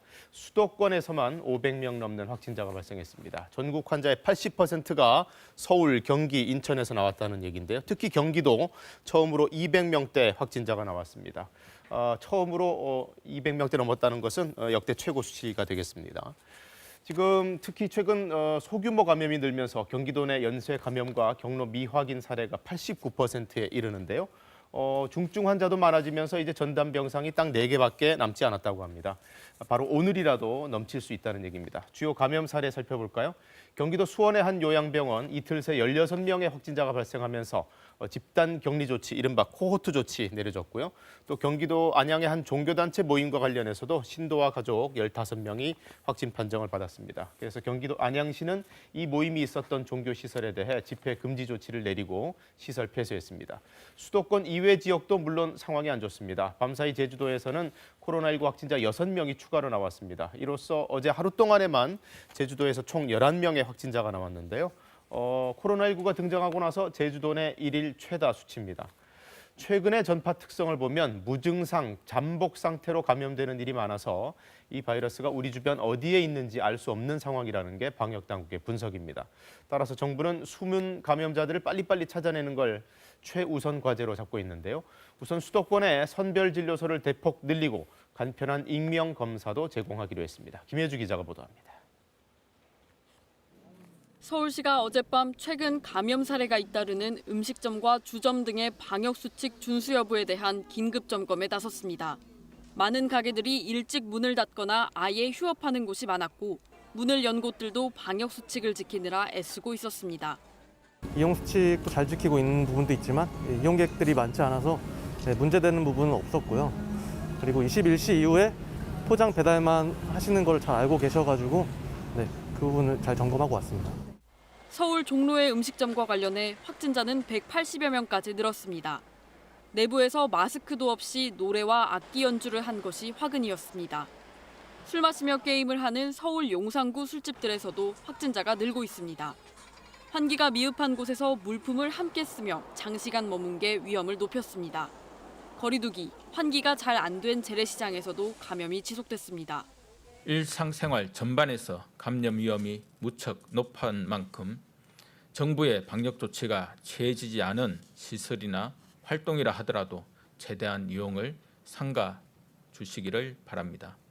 최근 수도권에 상대적으로 강력한 거리두기 조치를 취했는데도 확산세가 거센 건 무증상 잠복 감염이 많기 때문이라는 분석입니다. 이에 따라 정부는 무증상 감염자를 최대한 빨리 많이 찾아내기 위해 임시선별진료소 150여 곳을 수도권에 설치하기로 했습니다. 대학가나 서울역 등 젊은 층이 많이 모이는 곳에 주로 설치되고 휴대전화 번호만 대면 익명으로 검사받을 수 있습니다. 검사비는 무료입니다.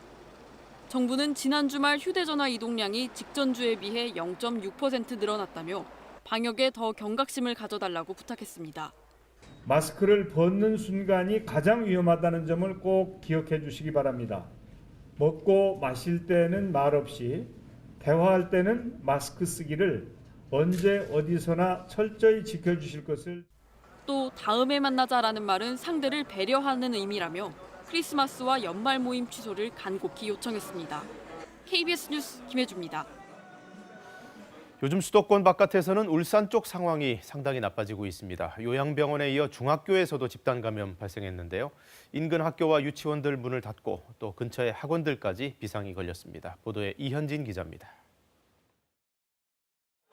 울산 남구의 한 중학교입니다. 3학년 학생 1명이 확진 판정을 받자 학생과 교직원 720여 명을 대상으로 전수조사를 실시했는데 하루 새 3학년 9명, 1학년 4명 등 13명이 양성 판정을 받았습니다. 최초 확진 학생의 어머니도 코로나19에 감염됐습니다. 울산시 교육청은 비상대책본부 긴급회의를 소집해 남구 지역 모든 학교와 유치원, 울주군 일부 학교 등 112곳에 대해 사흘간 등교를 중지하고 원격 수업으로 전환했습니다. 학원 밀집 지역인 지역 특성을 고려하여 우리 학생들의 안전을 지키기 위한 최소한의 선제적 조치입니다. 더구나 이 학교는 학원 밀집 지역과 가까워 연쇄 감염 우려도 커지고 있습니다. 일부 학원들은 임시 휴원에 들어갔습니다. 지금 2단계 조치가 인원을 굉장히 많이 줄여서 거리 두기를 해야 되기 때문에 이 조치만 해도 굉장히 힘든 조치입니다. 이 때문에 확진된 학생들과 같은 학원을 다니는 학생이 있는 것으로 파악된 남구 이외 지역 학교 19곳도 추가로 등교가 중단됐습니다. 학교 현장에서의 연쇄 감염이 현실화된 데다 감염 경로도 불분명해서 추가 확산 가능성도 배제할 수 없는 상황입니다.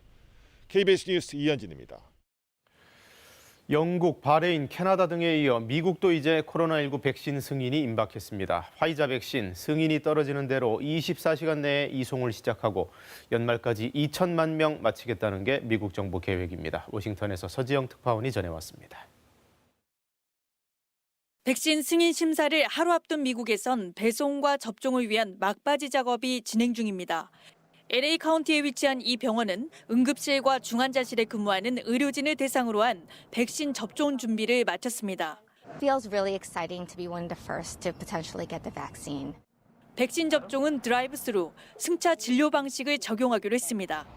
미 보건당국은 현지 시간 10일 회의에서 화이자 백신에 대한 긴급 사용 승인이 떨어지면 24시간 내에 백신을 이송한다는 계획입니다.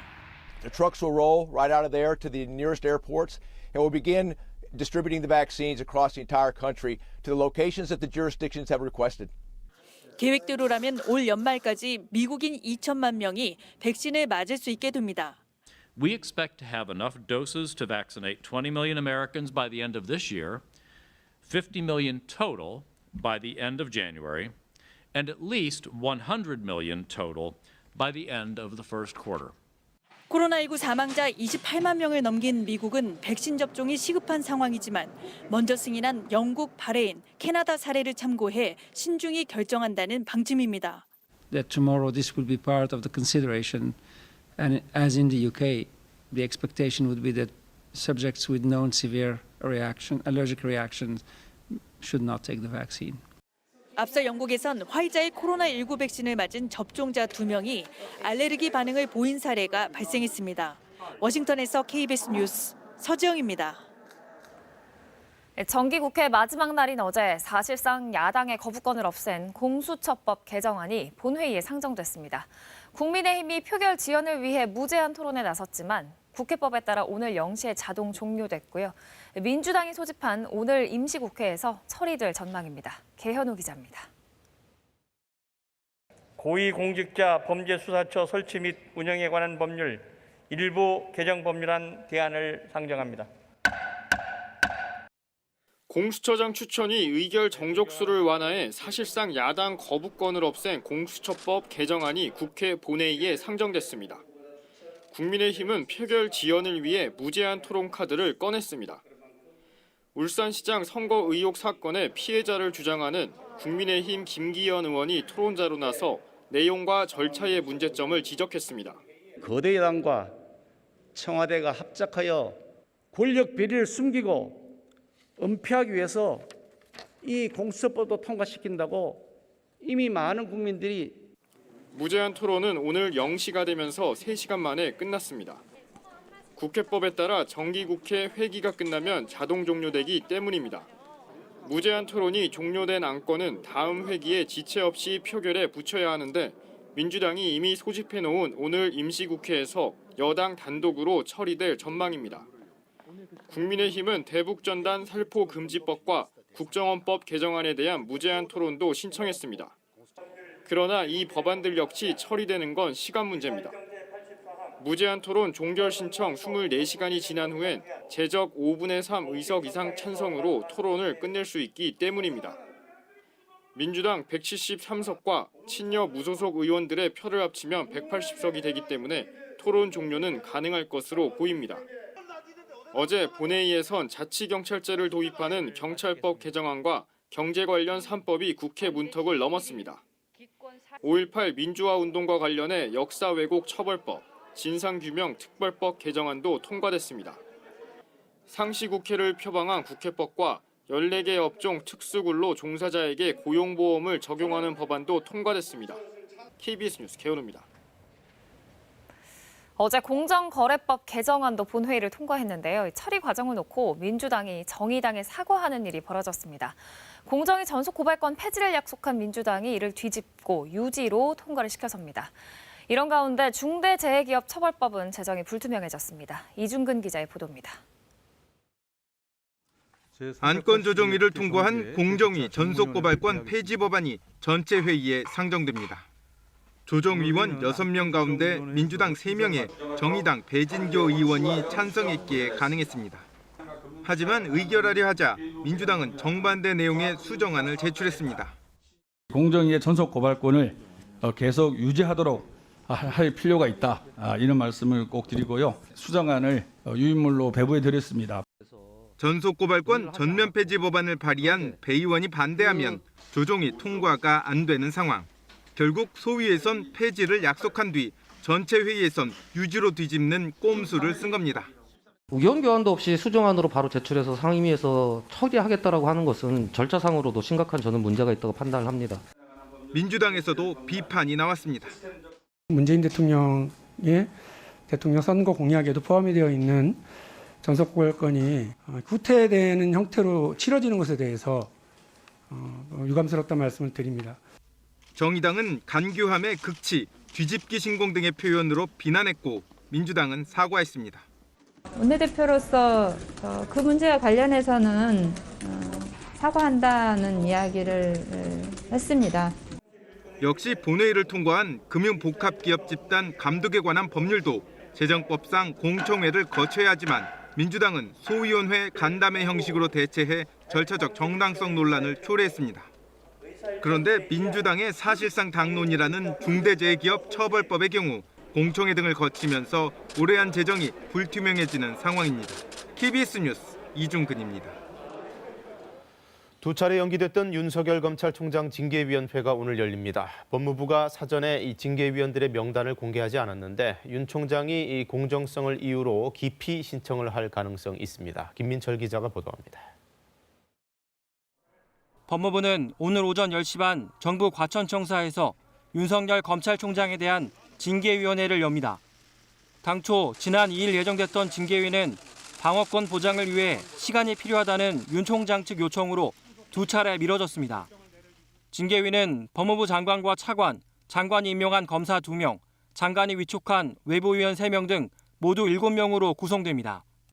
징계 청구권자인 추미애 장관은 심의에 참여할 수 없어 나머지 6명 중 과반수인 4명 이상의 찬성으로 징계가 의결됩니다. 윤 총장 측은 징계위에 참석한 뒤 공정성이 의심되는 위원이 있을 경우 기피 신청을 하겠다는 방침입니다. 기피 대상으로는 윤 총장의 헌법소원에 악수라는 평가를 했던 이용구 법무부 차관이 우선 거론됩니다. 장관이 지명한 검사 2명에 대해서도 기피 신청을 할 가능성이 있습니다. 징계위가 윤 총장의 기피 신청을 모두 받아들일 경우 의결이 불가능해질 수도 있는데 이 경우 예비위원이 빈자리를 채울 수 있습니다. 기피 신청을 아예 받아들이지 않거나 일부만 수용하고 징계 논의에 착수할 가능성도 있습니다. 법무부는 기피 신청을 위해 미리 필요하다며 윤 총장 측이 요구했던 징계위원 명단 공개는 검사 징계법 등에 어긋난다며 거부했습니다. 그러면서 명단 공개를 수용하지 않으면 징계위가 무효가 될 것이라 주장하는 건 징계위의 민주적이고 공정한 진행에 심각한 지장을 초래하는 것이라고 비판했습니다. 윤 총장은 징계위에 직접 참석할지를 놓고 고심적인 것으로 알려졌습니다. 한편 윤 총장 측이 검사 징계법의 징계위원 구성 조항이 불공정하다며 헌법재판소에 낸 가처분 신청은 오늘 징계 이전에 결론이 나오기 어려워 보입니다. KBS 뉴스 김민철입니다. 네, 징계위가 오늘 진행되더라도 결론이 금세 나올지는 미지수입니다. 윤 총장 측에서 증인을 워낙 많이 신청해 놔서 그걸 받아들이고 심의를 진행할 경우 절차가 상당히 길어질 수 있습니다. 이어서 백인성 기자가 보도합니다. 법무부가 밝힌 윤석열 검찰총장의 징계 사유는 모두 6가지나 됩니다.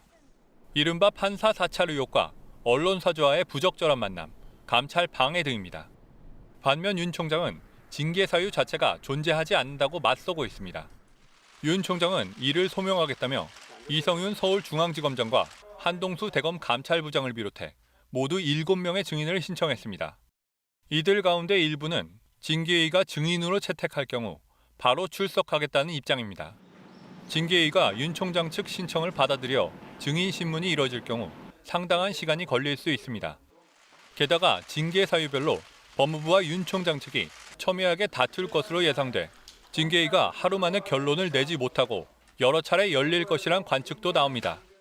징계위가 증인 신청을 채택하지 않고 속전속결로 진행될 가능성도 있습니다. 윤 총장은 2013년 여주지청장 시절 국정원 대선 개입 의혹 수사를 하면서 지휘부의 보고를 누락했다는 이유로 정직 1개월의 징계를 받았습니다. 당시 징계위에선 국민수 법무부 차관에 대해 기피 신청을 하고 최동욱 전 검찰총장과 조영건 전 서울중앙지검장 등을 증인으로 신청했지만 징계위가 모두 기각하고 당일에 결론을 냈습니다. 윤 총장 측은 징계가 의결될 경우 징계 수위와 상관없이 취소 소송을 제기할 계획이어서 징계를 둘러싼 갈등은 법정 공방으로 이어질 수 있습니다. KBS 뉴스 백인성입니다.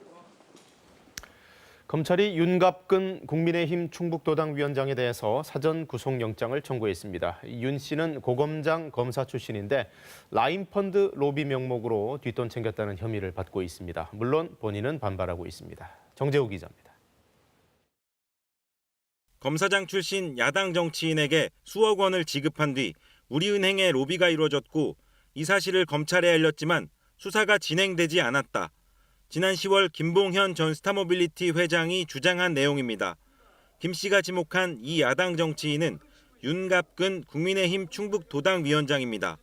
지난달 윤 위원장 사무실과 로비 대상으로 지목된 우리은행 본점 등에 대한 압수수색을 실시했던 검찰은 그제 윤 위원장에 대해 알선수재 혐의로 사전 구속영장을 청구했습니다. 검찰은 윤 위원장이 지난해 7월 로비 명목으로 라임이 투자한 회사로부터 2억 원을 받고 손태승 당시 우리은행장을 만나 라임펀드 재판매를 요청한 것으로 보고 있습니다. 오늘 구속영장 심사를 앞둔 윤 위원장 측은 이 돈이 자문계약을 체결하고 받은 정상적인 자문료였다고 맞섰습니다. 로비 한 사람한테 돈을 받았는데 그 라임으로부터 돈을 받는데 라임으로부터 돈을 안 받고 엉뚱한 다른 데에서 자문 형식으로 돈을 받는 게 말이 되냐. 검찰은 여권 정치인에 대한 로비 의혹 수사도 계속 진행 중입니다. 지난 10월에는 김 씨로부터 양복을 받은 기동민 더불어민주당 의원을 피의자 신분으로 소환 조사했습니다. 하지만 김 전 회장이 기 의원에게 선물했다는 양복값을 부풀린 정황이 확인되는가 하면 관련 진술도 계속 번복하고 있어 수사에 어려움을 겪고 있습니다. KBS 뉴스 정재우입니다.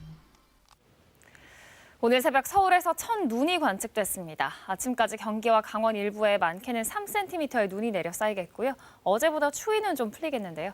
기상센터 연결합니다. 배즈캐스터 첫눈 소식부터 전해주실까요? 네, 오늘 새벽 서울에는 올겨울 첫눈이 내렸습니다. 첫눈을 보지 못한 분들을 위해서 영상을 준비했는데요. 오늘 새벽 5시 20분쯤 서울에서 촬영된 영상입니다. 대부분 지역에서 약하게 눈발만 내렸고 산발적으로 눈이 내렸습니다. 이 눈은 작년과 비교하면 25일, 평년보다 19일 늦은 기록입니다. 출근길 수도권과 충남 북부 지역에는 비나 눈이 내리는 곳이 있겠습니다. 경기 동부와 강원 영서 중북부 지역에는 1에서 최고 3cm 정도의 눈이 내려 쌓이는 곳이 있으니까요. 교통안전에 각별히 유의하셔야겠습니다. 오늘 아침 큰 추위는 없습니다. 서울의 아침 기온 3.3도로 출발했는데요. 당분간 평년 기온을 웃도는 날씨가 이어지다가 다음 주 초에는 찬바람이 불면서 서울의 아침 기온이 영하 10도 안팎까지 크게 떨어지면서 한파가 찾아오겠습니다. 동해안 지역에는 열흘 넘게 건조주의보가 발효 중입니다. 오늘 이 지역에는 바람까지 거세게 불 것으로 보여서 화재 예방에 각별히 유의하셔야겠습니다. 오후부터 밤 사이 중부와 전북 서해안 지역에는 산발적으로 눈이 날리는 곳이 있겠습니다. 현재 기온 어제 아침보다 1도에서 10도가량 높습니다. 서울이 3.6도, 대구 2.8도 가리키고 있고요. 한낮에도 어제보다 기온이 조금 오르겠습니다. 서울 8도, 광주와 대구 12도 예상됩니다. 바다의 물결은 모든 해상에서 비교적 잔잔하겠습니다. 날씨 정보 전해드렸습니다. 미국 정부가 페이스북에 대해 반독점 소송을 제기했습니다. 인스타그램과 메신저 왓츠앱을 인수해서 시장의 공정 질서를 흔들었던 건데요. 지난해에는 구글을 소송하는 등 트럼프 행정부 IT 기업들의 독점 행위를 꾸준히 견제해오고 있습니다. 뉴욕 한보경 특파원의 보도입니다. 페이스북은 지난 2012년 개인 소셜미디어 인스타그램을 10억 달러에 2014년엔 북미에서 많이 이용되는 개인 메신저 왓츠 앱을 190억 달러에 인수했습니다. 미국 연방거래위원회는 페이스북이 이 두 업체를 사들여 시장의 공정 질서를 흔들었다며 워싱턴 DC 법원에 반독점 소송을 제기했습니다. 페이스북이 소셜 네트워크 미디어 시장에서 독점적 지위를 유지하기 위해 경쟁 업체들을 인수한 게 불법 행위라는 얘기입니다. 인스타그램과 왓츠앱을 다시 페이스북에서 분리시켜야 한다고 했습니다. The Commission's requested relief includes unwinding Facebook's prior acquisitions of Instagram and WhatsApp and barring Facebook from engaging in additional anti-competitive practices that have helped it dominate the personal social networking market. 페이스북은 트위터를 통해 이미 인스타그램과 왓츠앱 인수를 허가했던 연방거래위원회가 몇 년이 지나 소송을 제기했다며 미디어 이용자들에게 미칠 영향을 고려하지 않고 있다고 밝혔습니다. 페이스북이 이 두 업체의 인수 허가를 받은 건 지난 오바마 정부 때입니다. 그동안 트럼프 정부는 구글과 페이스북 등 거대 정보기술 기업들의 반독점 행위에 대해 조사를 벌여왔고 지난 10월에는 미국 법무부와 연방검찰이 구글을 상대로 반독점 소송을 제기했습니다. 뉴욕에서 KBS 뉴스 한보경입니다. 미국의 바이든 대통령 당선인이 행정부 국방장관으로 흑인인 오스틴 전 중부군 사령관을 지명했습니다. 임명 시에는 미국 역사상 첫 흑인 국방장관이 될 텐데요. 다만 아시아 태평양 관련 경험은 적어서 이 지역 현안들에는 백악관과 국무부의 입김이 커질 거라는 전망이 벌써부터 나오고 있습니다. 워싱턴 금채령 특파원이 보도합니다. 바이든 미 대통령 당선자의 지명을 받은 오스틴 전 중부군 사령관은 흑인으로서는 6번째 미군 사성 장군입니다. 하지만 바이든 당선인이 디 애틀랜틱 기고에서 밝힌 것처럼 흑인으로선 첫 야전군 사령관인 만큼 인종 통합의 상징성이 큰 인물입니다. More than 40% of our active duty forces are people of color. It's long past time that the department's leadership reflects that diversity. 바이든 당선인은 부통령이던 지난 2010년 이라크에서 복무 중이던 오스틴 지명자를 만난 뒤 그의 리더십을 눈여겨봤다고 했습니다.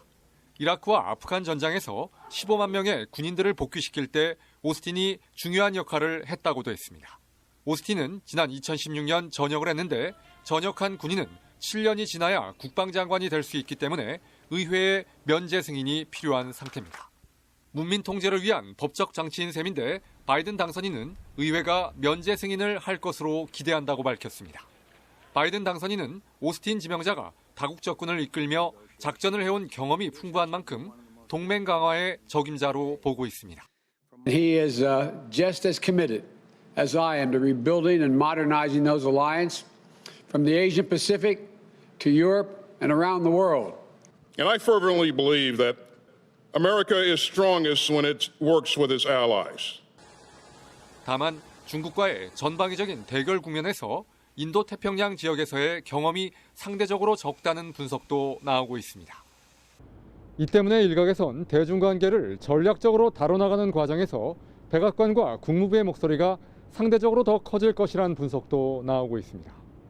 워싱턴에서 KBS 뉴스 금채령입니다. 생후 16개월 된 입양아를 학대해 숨지게 한 혐의를 받는 부모가 재판에 넘겨졌습니다. 숨진 아이의 온몸에서 골절에 장기 손상까지 확인됐는데요. 이렇게 때린 이유, 엄마는 아이가 밥을 먹지 않아서라고 진술했습니다. 김재현 기자입니다. 지난 10월 심정지 상태로 병원 응급실에 실려와 숨진 A양. 생후 16개월 어린 몸 곳곳이 멍투성이었습니다. 검찰이 공개한 부검 결과는 더 참혹했습니다. A양의 머리, 팔과 다리 등 몸 전체에서 발생 시기가 다른 골절과 피하 출혈이 발견됐습니다. 지속적인 폭행이 있었다는 뜻입니다. 엄마는 검찰 조사에서 A양이 밥을 안 먹어 화가 나 배를 손으로 때리고 들어올려 흔들다가 떨어뜨렸다고 진술했습니다. 하지만 검찰은 사망 당일 A양이 찍힌 동영상과 쿵소리가 들렸다는 이웃 주민의 진술 등을 종합하면 B씨가 의도적으로 큰 힘을 가했다고 판단했습니다. 특히 A양의 등 쪽에 강한 힘을 가해 췌장이 손상됐고 그로 인한 출혈로 사망했다고 설명했습니다. 원래 그 집이 좀 시끄러워가지고 그래서 그냥 부부싸움을 계속 하나보다 경찰들이 그렇게 말하더라고요. 신랑은 그 집에 없었다고. 그러니까 아이한테 그랬던 것 같아요. 검찰은 남편 역시 A양의 팔을 강하게 잡고 강제로 손뼉을 치게 하는 등 학대를 했다고 판단했습니다. 또한 올해 1월에 A양을 입양한 이들 부부가 3월부터 10월까지 모두 15차례에 걸쳐 집과 차 안에 A양을 혼자 있게 한 사실도 확인됐습니다. 검찰은 두 사람 모두에게 아동학대와 유기, 방임 혐의를 적용하고 엄마에 대해서는 아동학대치사 혐의까지 더해 기소했습니다.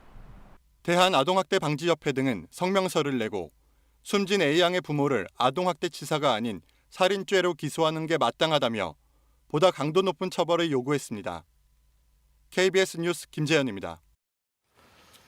네, 그저께 전남 나주의 오리 농장에서 검출됐던 조류 인플루엔자 바이러스, 이것도 고병원성으로 판정됐습니다. 영암에 이어 나주까지 번지면서 오리 주산지인 전라남도 비상이 걸렸습니다. 유철웅 기자입니다. 지난 8일 일제검사에서 조류 인플루엔자 바이러스가 검출된 나주의 한 유경오리 농장입니다. 정밀 조사 결과 고병원성으로 판명났습니다. 전라남도는 이 농장의 오리 3만 2천 마리를 비롯해 반경 3km 안에 있는 가금류 46만여 마리를 예방 차원에서 처분할 예정입니다. 또 반경 10km 이내에 있는 가금류 농장 52곳은 이동 제한 명령이 내려졌습니다. 이 농장은 지난 5일 고병원성 조류 인플루엔자가 확진된 영암의 농장과 같은 계열사 소속인데 전라남도는 나머지 계열사 농장 59곳은 음성 판정을 받았다고 밝혔습니다. 유경오리에서 지금 2건이 나왔지 않습니까? 그래서 모든 도내 유경오리 180개소 농장에 대해서 앞에다가 방역 통제초소를 설치해서 차량을 철저히 통제할 것이고요. 이달 초 순천만과 한평 고막원천의 야생 조류 분변 등에서 나온 조류 인플루엔자도 고병원성으로 판정됐습니다. 과거 사례를 보면 야생 조류에서 고병원성 조류 인플루엔자가 발생할 경우 빠르면 2주 이내에 주변 농가로 번지는 경우가 많아 추가 발생 우려도 커지고 있습니다. 오리 농장과 야생 조류에서 잇따라 고병원성 조류 인플루엔자가 발생하면서 오리 전국 최대 사육지인 전라남도가 바짝 긴장하고 있습니다. KBS 뉴스 유철웅입니다. 금융거래 같은 거 할 때 이제 본인 인증 방식이 다양해집니다. 공인인증서뿐만 아니라 지문 인식 등 여러 가지 방법 쓸 수 있습니다. 기존의 공인인증서는 원칙적으로는 폐지인데 쓰고 싶은 사람은 더 쓸 수도 있습니다. 오승목 기자가 자세히 브리핑해드리겠습니다. 새로운 금융인증서 발급 화면입니다. 이름과 전화번호, 주민등록번호만 입력하면 끝. 한번 발급받으면 휴대전화로 패턴을 입력하거나 지문 인식만 해도 은행 서비스에 접속할 수 있습니다. 액티브 X와 같은 프로그램 설치도 없고 공인인증서처럼 USB에 담아 들고 다닐 필요도 없습니다. 매 1년마다 발급받으실 필요가 없이 자동갱신으로 평생 사용하실 수가 있어서 기존 공인인증서의 불편함을 모두 해결한 인증서라고 말씀을 드릴 수 있습니다. 앞서 보신 건 금융결제원이 시중은행과 함께 새로 만든 인증 서비스입니다. 기존 공인인증서는 공동인증서로 이름을 바꿔 지금처럼 사용이 가능합니다. 여기에 네이버와 카카오페이, 그리고 이동통신 3사의 패스와 같은 민간 본인 확인 서비스도 기존의 공인인증서와 동등한 효력을 갖게 됐는데요. 이용자들은 자신에게 편리한 서비스를 골라 쓰면 됩니다. 인터넷에서 본인 확인할 때 사용하는 민간 인증서는 이미 공인인증서 발급 건수를 크게 추월한 상태인데요. 21년 만에 공인인증서의 독점적 지위가 사라지면서 공인인증서가 차지했던 700억 원 규모 시장에서 본격적인 민간 경쟁이 시작됐습니다. 문제는 민간 인증서의 보안성을 얼마나 신뢰할 수 있느냐입니다. 이 때문에 정부가 민간 인증서의 안전성을 직접 관리할 계획입니다. 특히 개인보다는 발급기관의 보안 책임을 더 강화하는 계기가 될 것으로 정부는 기대하고 있습니다. 사고가 생기더라도 전자서명 사업자가 이제 손해를 배상하는 것을 원칙으로 하고 있어서 사업자 책임은 좀 높아지고 이용자 보호는 강화될 거로 이렇게 생각을 하고 있습니다. 정부는 이번 연말정산 때부터 민간 인증서를 사용할 수 있도록 이달 안에 인증서비스 사업자를 선정할 방침입니다. KBS 뉴스 오승목입니다. 멧돼지떼가 또 도심에 출몰했습니다. 충남 천안에서 등교 중인 초등학생들 사이로 멧돼지가 달리는 아찔한 상황이 벌어졌는데요. 3마리 중 2마리가 사살됐습니다. 백상현 기자입니다. 등교 중인 초등학생들 옆으로 멧돼지 한 마리가 쏜살같이 달려갑니다. 등교 도우미가 학생들을 데리고 황급히 비켜서고 그 뒤를 경찰차가 쫓아갑니다. 한참 애들 등교길에 있었거든요, 여기. 애들 학생들 한창 나갔죠, 그죠. 그냥 애들 다칠까 봐 그게 걱정이 돼가지고. 도로를 달리던 멧돼지들은 인근 아파트 출입구로 들어가더니 단지 안을 활보합니다. 목격한 주민들이 멧돼지 3마리가 출몰했다는 신고를 했고 경찰과 소방대원, 유해조수 포획단이 함께 출동해 긴급 포획에 나섰습니다. 멧돼지 2마리는 아파트 인근의 천변과 공장 안에서 사살된 채 발견됐고 다른 한 마리는 야산으로 달아났습니다. 저희한테 돌진을 해가지고 389정으로 한 방을 쐈어요. 한 대 맞고 그냥 바로 도주를 하더라고요. 수색하다가 핏자국 발견해가지고 그거 따라서 이래. 등교와 출퇴근 시간대여서 사람들 왕래가 많았지만 다행히 다친 사람은 없었습니다. 요즘 같은 이른 겨울철엔 먹이를 찾는 멧돼지떼의 도심 출몰이 더욱 잦아지는 만큼 시민들의 안전을 위한 대책 마련이 필요해 보입니다. KBS 뉴스 백상현입니다. 국내에서도 큰 사랑을 받은 일본 영화죠. 조제, 호랑이 그리고 물고기들이 개봉 17년 만에 우리식으로 재탄생했습니다. 이번 주 나오는 영화들 김지성 기자가 소개합니다. 다리가 불편해 늘 혼자 책을 읽으며 자신만의 세계에 갇혀 살던 여성의 일상에 한 청년이 불쑥 들어옵니다. 완벽한 타인이었던 두 사람이 조금씩 경계를 풀고 먹어보도록 하겠습니다. 왜 그렇게 먹어? 독이라도 다 났을까 봐. 서로의 세계에 스며들어 없어선 안 될 존재, 연인이 되었다가 이별하는 과정을 담았습니다. 필요할 때 전화라. 국내에서도 호평을 받았던 이누도 이신 감독의 2003년작 조제, 호랑이 그리고 물고기들을 리메이크한 작품입니다. 어려운 숙제였어요. 예, 원작의 무게도 있고 또 시대의 변화도 있고 좀 다른 길을 찾아서 우리만의 조제를 만들어 보자라는 고민을 했었고 원작의 얼개는 그대로 살리되 한국적 풍경과 이 시대 청년들의 고민을 담으려 했습니다. 그러나 원작이 사랑을 통한 성장을 깊이 있게 담아낸 수작이었던 것에 반해 아름다운 사랑의 풍경에만 집중했다는 아쉬움이 남습니다. 특히 장애에 대한 편견도 발랄하게 깨버린 원작의 팬이라면 전형성에서 벗어나지 못한 여주인공이 낯설 듯합니다. 30년 만에 춘천에 간 50대 부부. 두 사람은 연애 시절 처음으로 하룻밤을 보낸 곳을 우연히 다시 가게 되고 자신들의 젊은 시절로 보이는 커플을 만나 대화하는 기이한 경험을 하게 됩니다. 안 돼요, 내려가세요. 우리 애인인가 봐. 아니에요. 친구였죠. 과거와 현재, 현실과 꿈을 오가는 독특한 구성. 주인공들의 무의식을 따라가는 여행 같은 작품으로 랑뜨 3대륙 영화제 등에서 수상했습니다. 자신들에게 닥쳐올 끔찍한 미래를 알지 못한 채 정해진 규칙에 복종하던 여학생들. 이들이 마침내 진실에 눈을 뜨고 자신들의 힘으로 세상 밖으로 나오는 과정을 스릴러 형식으로 담았습니다. KBS 뉴스 김지성.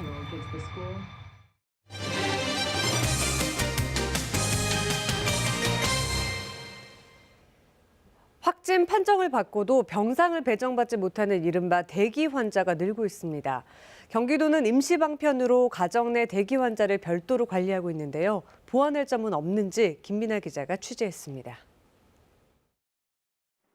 자택 대기 중인 확진자와 통화하는 경기도 긴급의료단 의료진. 체온과 증상을 묻고 평소 질환 등 상태를 살핍니다. 오늘 혹시 체온 재보셨을까요? 몇 도던가요? 37.8도 정도 나오네요. 이너통이랑 근육통 계속 그러고.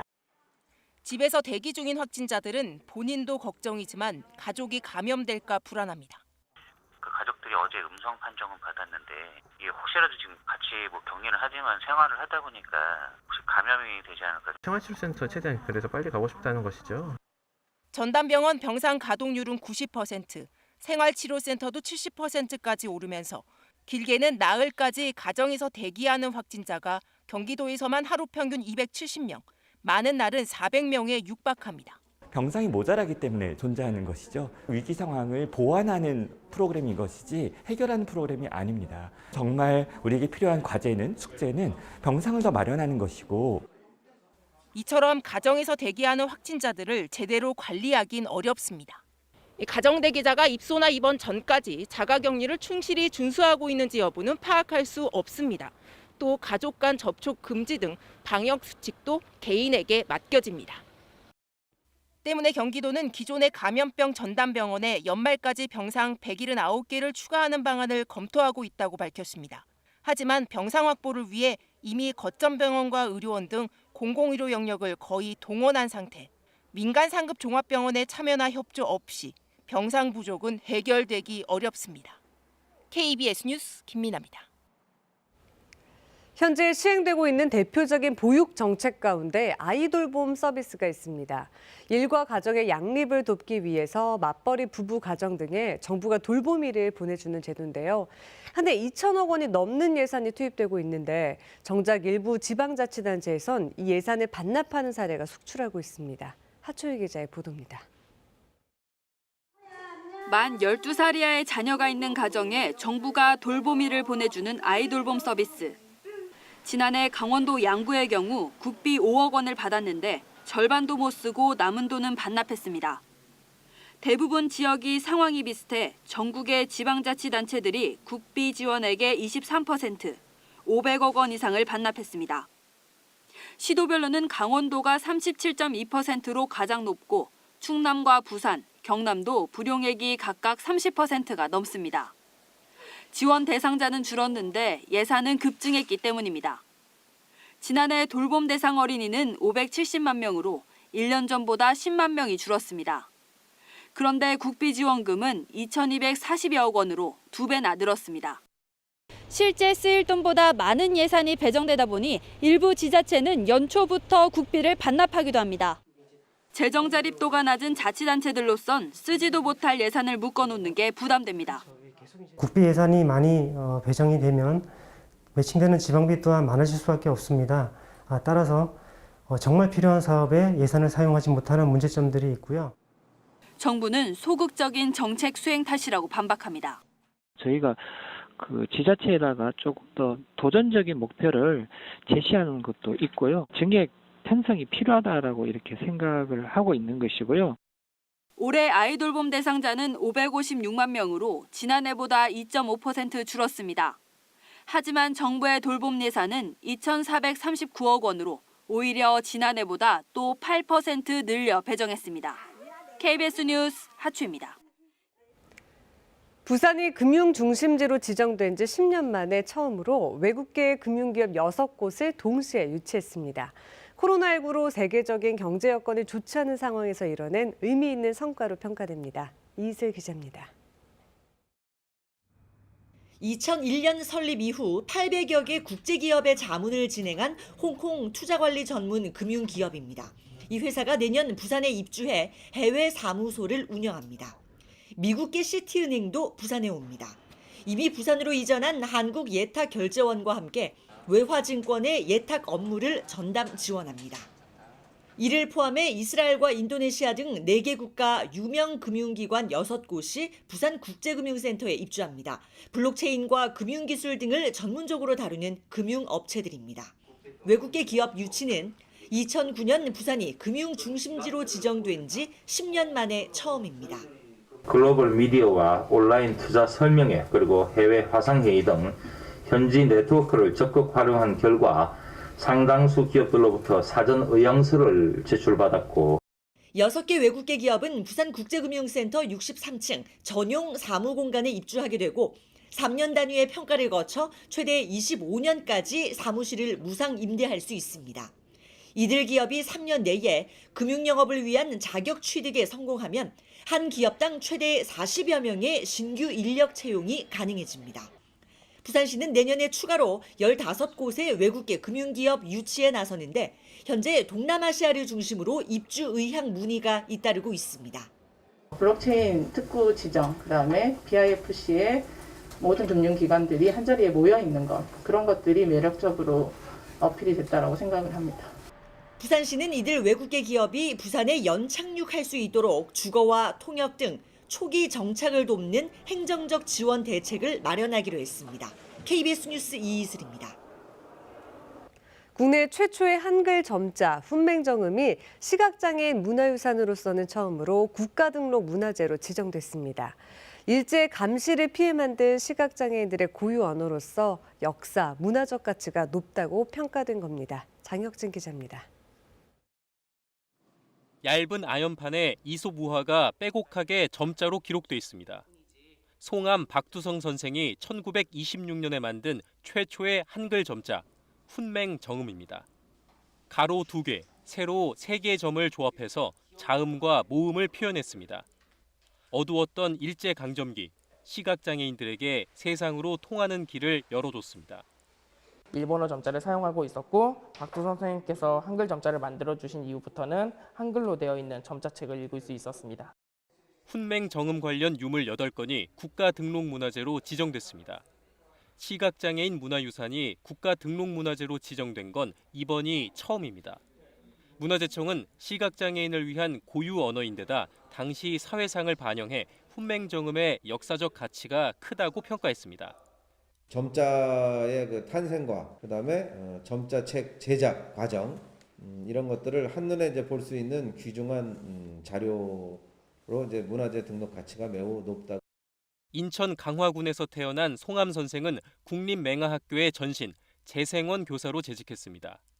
일제의 잔혹한 감시 속에서도 비밀 작업 끝에 훈맹정음을 창안해 시각장애인들의 세종대왕이라 불립니다.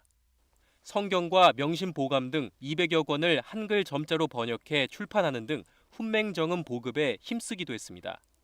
인천시는 2022년 문을 여는 국립세계문자박물관에 훈맹정음 상설 전시관을 조성하기로 했습니다. KBS 뉴스 장혁진입니다. 이 시각 출근길 교통 상황 알아보겠습니다. 서울경찰청입니다. 목요일 출근길 교통정보입니다. 날이 흐리고 약하게 빗방울이 떨어진 곳도 있습니다. 차간거리 여유 있게 유지하시고요. 오늘도 안전하고 즐거운 출근길 되시길 바랍니다. 올림픽대로 공항 방면 청담대교 지난 지점 추돌 사고가 발생했습니다. 뒤쪽으로 잠실 철교부터 영향을 받고 있고요. 동호대교에서 반포대교 남단 사이 부분 지체입니다. 서부간선도로 성산대교 방면 일찍에서 금천, 다시 고척교부터 쭉 출근길 정체입니다. 나란히 가는 안양천길 역시 목동 운동장 방면 차량이 늘어나고 있습니다. 국회대로는 부천 나들목에서 목동교 통과하는 데 교통량이 많고, 그러나 강남대로 아직 양방향 여유가 있습니다. 반포대로 역시 원활한 흐름이 자리하고 있습니다. 교통통제 구간입니다. 올림픽대로 천호대교와 하남 경계 구간에서는 보수공사로 밤 11시부터 새벽 6시까지 부분 통제될 예정이고요. 동부간선도로 역시 청담교와 삼성교 양방향에서 야간 새벽 시간 보수공사가 진행됩니다. 교통정보였습니다.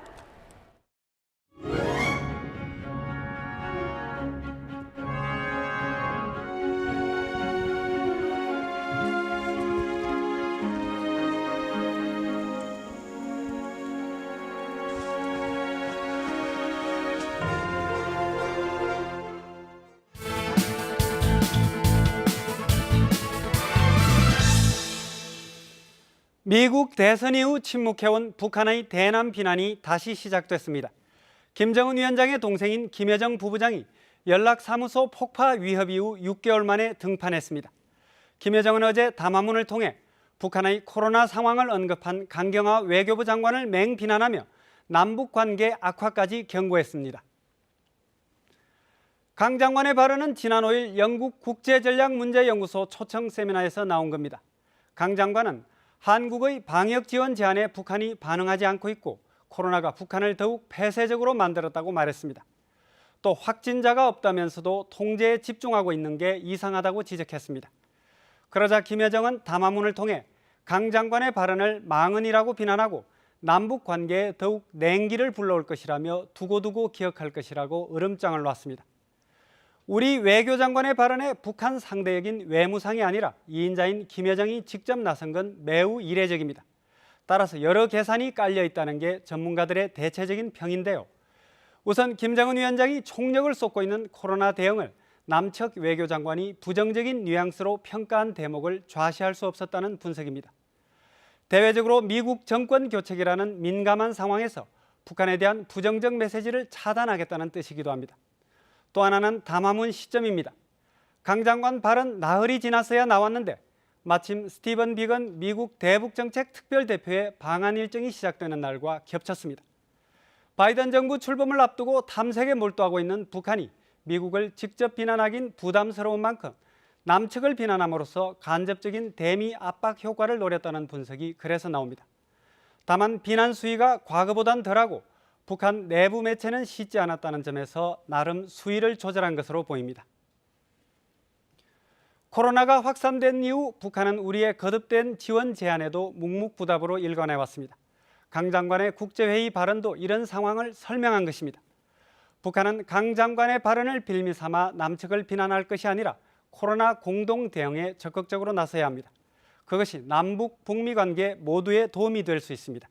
뉴스 해설이었습니다.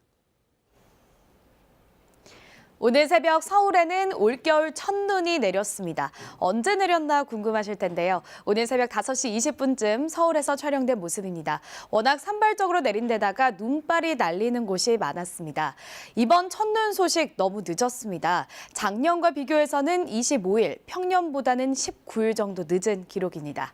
출근길 중부지방 곳곳에는 비나 눈이 내리는 곳이 있겠는데요. 기온이 낮은 경기 동부와 강원 영서 중북부 지역에는 1에서 최고 3cm 정도의 눈이 내려 쌓이는 곳이 있겠습니다. 출근길 교통안전에 각별히 유의하셔야겠습니다.